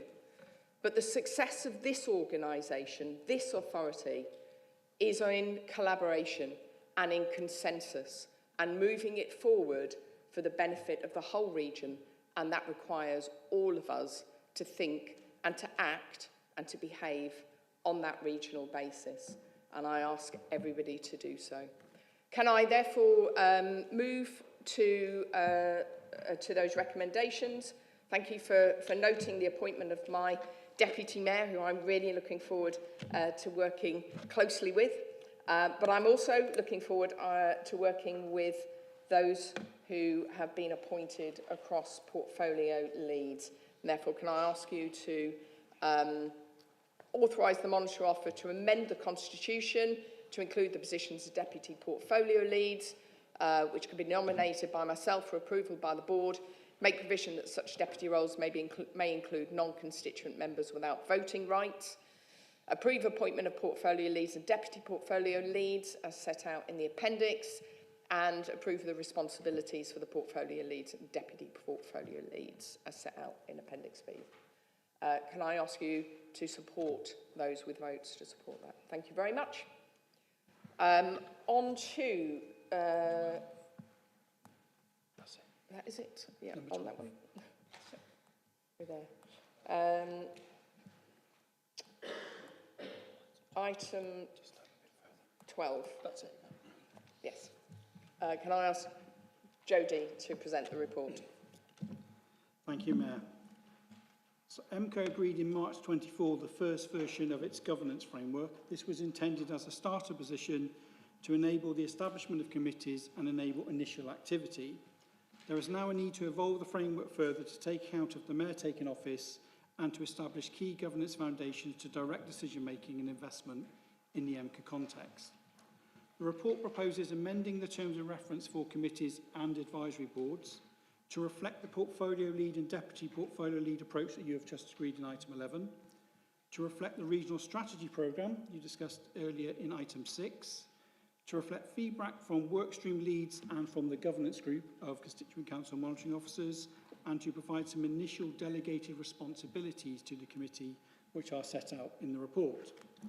The report further sets out amendments to the committee structure, these being a change of name and remit, so moving the Transport Advisory Committee into becoming a Transport and Digital Connectivity Committee, and the introduction of the Innovation Advisory Board, previously requested by this board for inclusion in our governance framework. I should bring attention to some drafting errors in the appendices.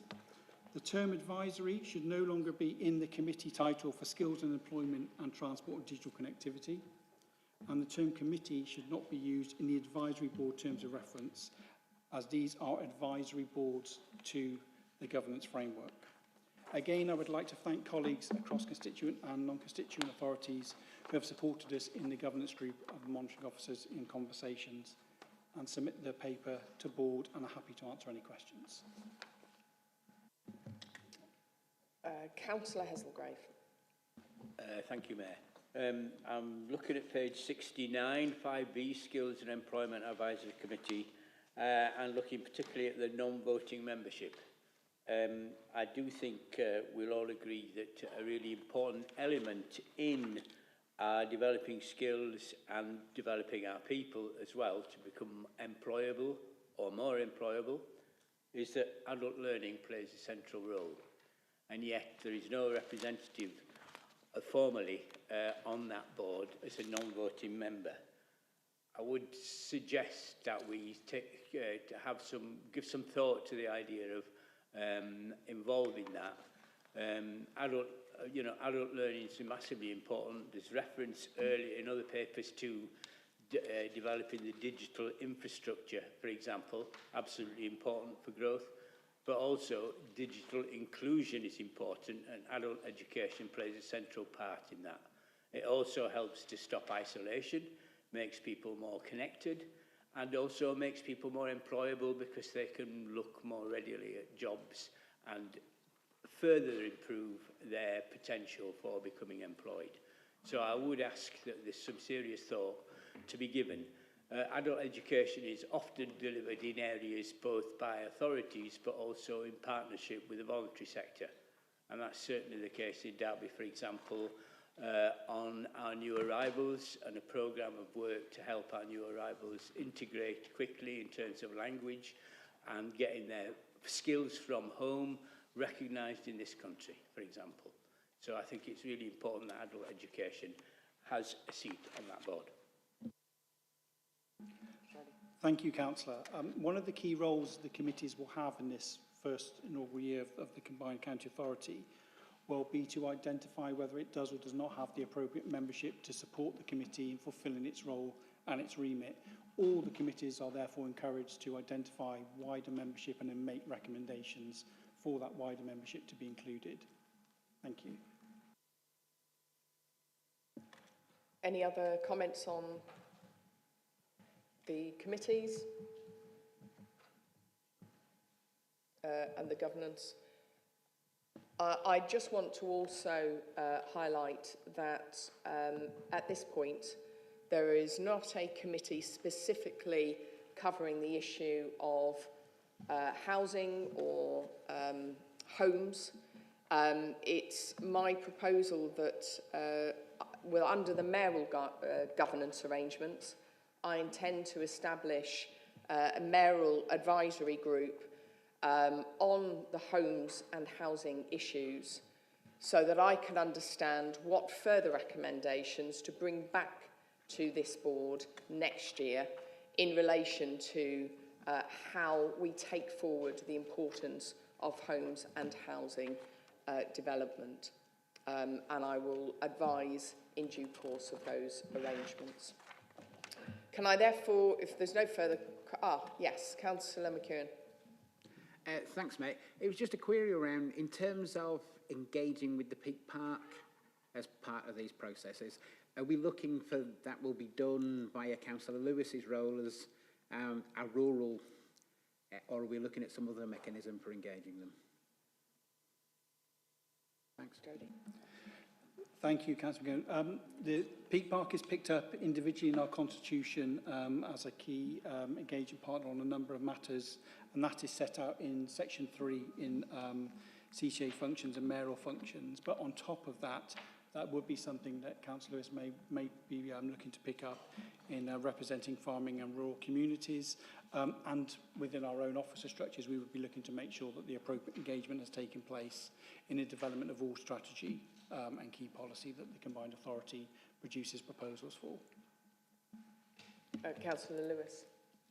Yeah, thank you very much indeed. Yeah, and I'll be quite happy to work with Councillor McEwen on that particular question, and of course the leader of Derbyshire Dales Yeah, it is important that we get their voice in that rural space as much as it is in the conservation and other tourism spaces as well. But I would, of course, Mayor, if I may, just take this opportunity to, I would welcome a conversation with Jodie and Mark, perhaps after this this meeting, about that sort of level of engagement as well. Thank you. Any other comments? Yes, Councillor Radovic. If I may just make a somewhat bold suggestion in that when we look at the Innovation Advisory Board and the work that they do, that is an essential ingredient and element of the Skills and Employment Committee, as well as looking at strategic planning, highways and transport. It will be, under the arrangements I've seen at the moment, it's just something that I think should be considered for an appropriate reporting procedure to understand the impact of what we're talking about on skills and innovation. Innovation has been a particular issue of mine that I spoke at frequent meetings on JPAB, the lack of ambition that we have in the East Midlands towards innovative growth, whether it's AI, robotics, cybernautics, etc. I've often spoken that under ambition, and I think it's imperative that if we are to create jobs in the future and match those skills, that there needs to be a reporting procedure where the two can cooperate much more collaboratively than on a straight line bar chart. It's just a plea. Thank you. Yeah, I welcome those comments. Obviously, the advisory boards are there to provide advice to the entire governance framework, so the Mayor, board members and the committees, but I completely recognise the point made by Councillor Radlovic. I'll happily pick that up for you to get the specifics to make sure we are picking that up in our process, but that will now obviously naturally follow, and I welcome those comments. I'll be involved in that discussion, I hope, with you as my committee chair. Thank you. Okay, can I therefore ask you to approve the recommendations to approve the name change, expanded remit of terms of reference of the Transport and Digital Connectivity Committee, approve the amended terms of reference Skills and Employment Committee, move amended terms of reference for the Investment Committee, and also for Audit and Governance Committee, Business Advisory Board, and the adoption of the Innovation Advisory Board structure and terms of reference. Happy to approve all of those. Thank you very much. To item 13, borrowing and amendment of regulations. Jodie. Thank you, Mayor.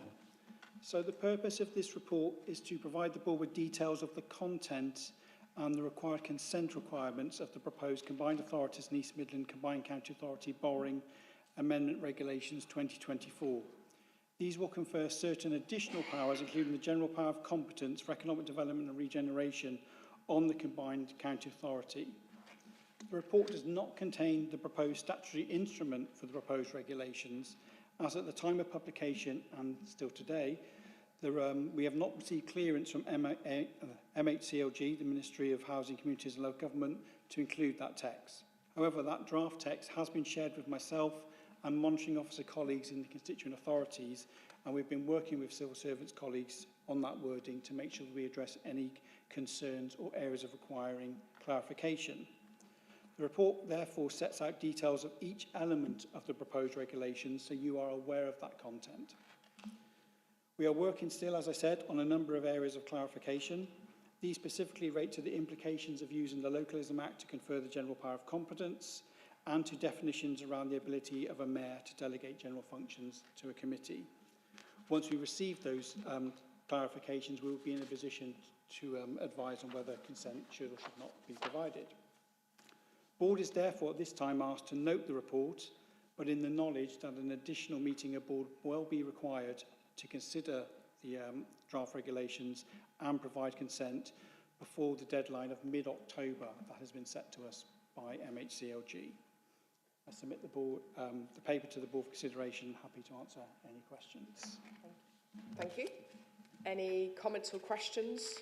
Do recognise, of course, that Jodie will continue to engage with the four constituents and with MHCLG on this to resolve any other outstanding issues for the regulations.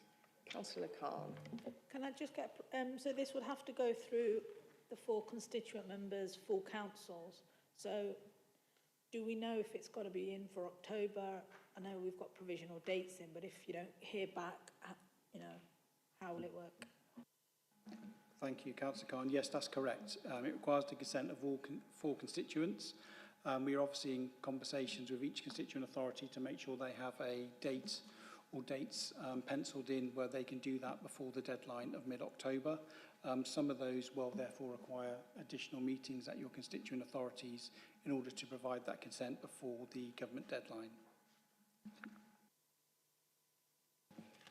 If you're concerned about the timeline, the board could decide to delegate this to leaders and myself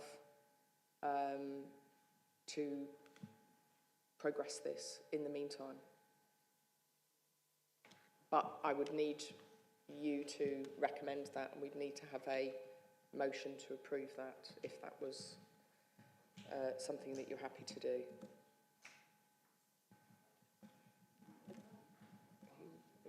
Happy to propose it then. Jodie? And just for clarity, so we know what we're proposing, we're proposing I believe you're proposing a delegation to the Mayor and the 4 constituent council leaders to provide consent to the regulations once all clarifications have been resolved. Yes. Are you happy? So, Councillor Khan is moving. Councillor Peatfield is seconding. Can I seek all those in favour?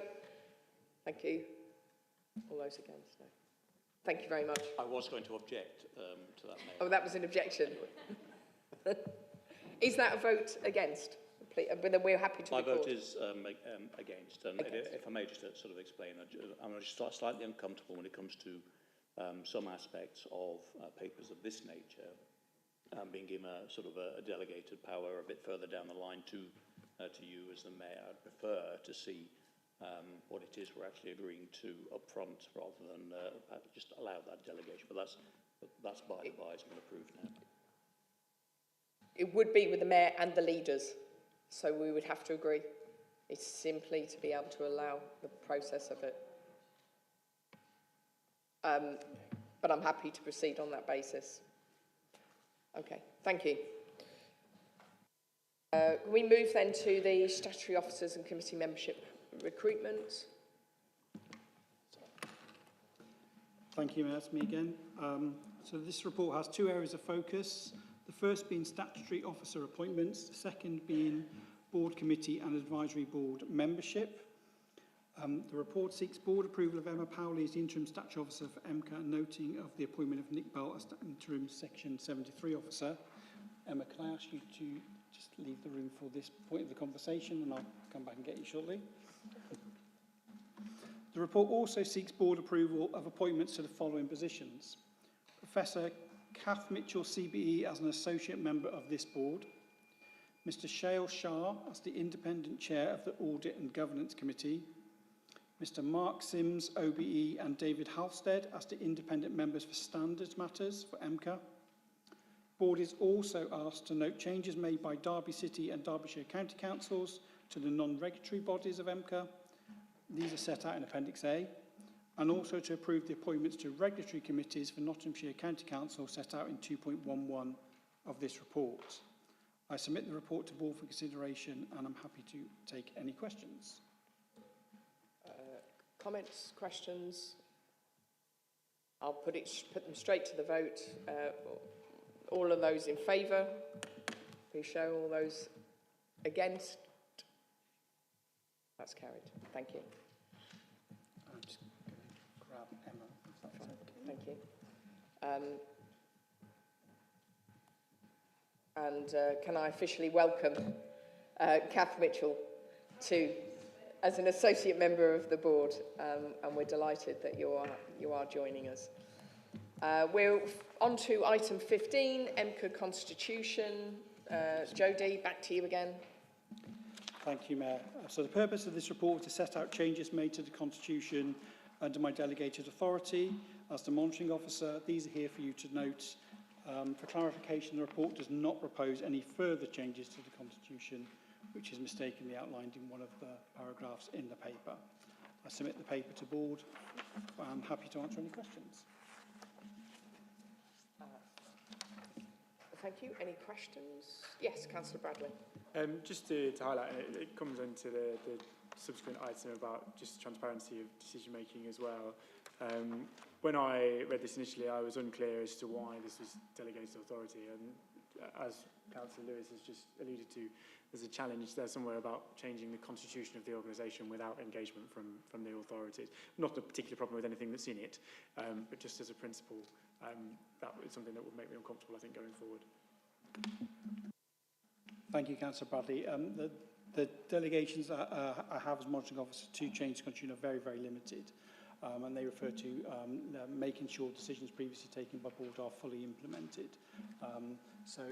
Also making corrections where there are errors in the Constitution.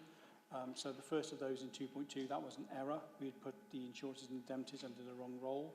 So we simply moved those into the correct role, which is the Section 73 responsibility, not my own. On the scheme of delegations, there is no change there to the scheme of delegations. This is simply a slight amendment in regards to how that is reported. And what we're actually doing is making sure we provide more information for decisions from £50,000 up than we are required to do. So there will be something very brilliantly called an oath, an officer approval form, as well as an officer decision note. But both of those forms require an explanation and background detail for decisions above £50,000. This is, of course, above requirements that we are required to do. We are only required to put those normally in a published list. So I'm hoping that will therefore improve transparency, and that is a reflection of a decision previously taken at this board that we have that interim measure for things over £50,000. The change in 2.6 is then a necessary change to reflect that. So we pick up the detail in the public access to written records of decisions made by officers. Otherwise, they wouldn't align. But you completely accept the point made by Councillor Bradley, and it is for this board to make amendments to the Constitution that are above and beyond those set out in the Constitution that the monitoring officer can make, which are, as I said, very, very limited.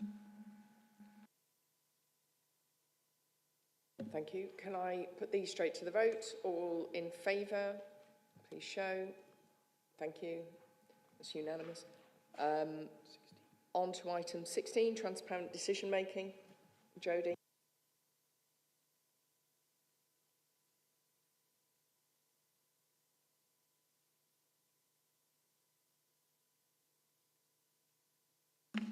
So this is an additional measure that we are looking to implement at MCA to make sure we have complete clarity of transparency of decisions taken outside of board, those decisions that have been taken via officer decision note, mayoral decision note, or via our urgency provision as set out in the Constitution. The report provides a link to decisions that have been taken in that circumstance. Of course, those decisions are all published at the time of taking. And of course, key decisions are automatically shared with board members and with our Overview and Scrutiny Committee, who of course can call those decisions in. Thank you, Mayor. Thank you. I ask you to note, is that for noting or agreement? It's for noting. For noting. Thank you. We move on to item 17, forward plan. And this is simply for the board to note the forward plan with the link there attached, which of course sets out decisions and items that we look to take to board and our committees in the future. A reminder that we have made a commitment at this board that we have a forward plan that looks ahead a minimum of 6 months, and we are now of course working hard on making sure the forward plan does indeed set that out for our board and all of our committees. Thank you very much. Well, we've reached the end of that agenda, and I think we have covered a huge amount today. I thank you all for your attendance and for your patience in that. The next meeting is scheduled for the 4th of November at Newark and Sherwood District Council, so thank you to Councillor Peacock for hosting that. Thank you to all the members of the public who have taken the time to attend and to ask questions.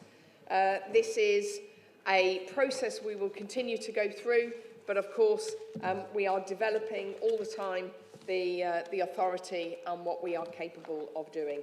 I'll ask all the board members to make their way to the staircase for a photograph, and then we will have lunch before we return later this afternoon for our session together. Thank you very much.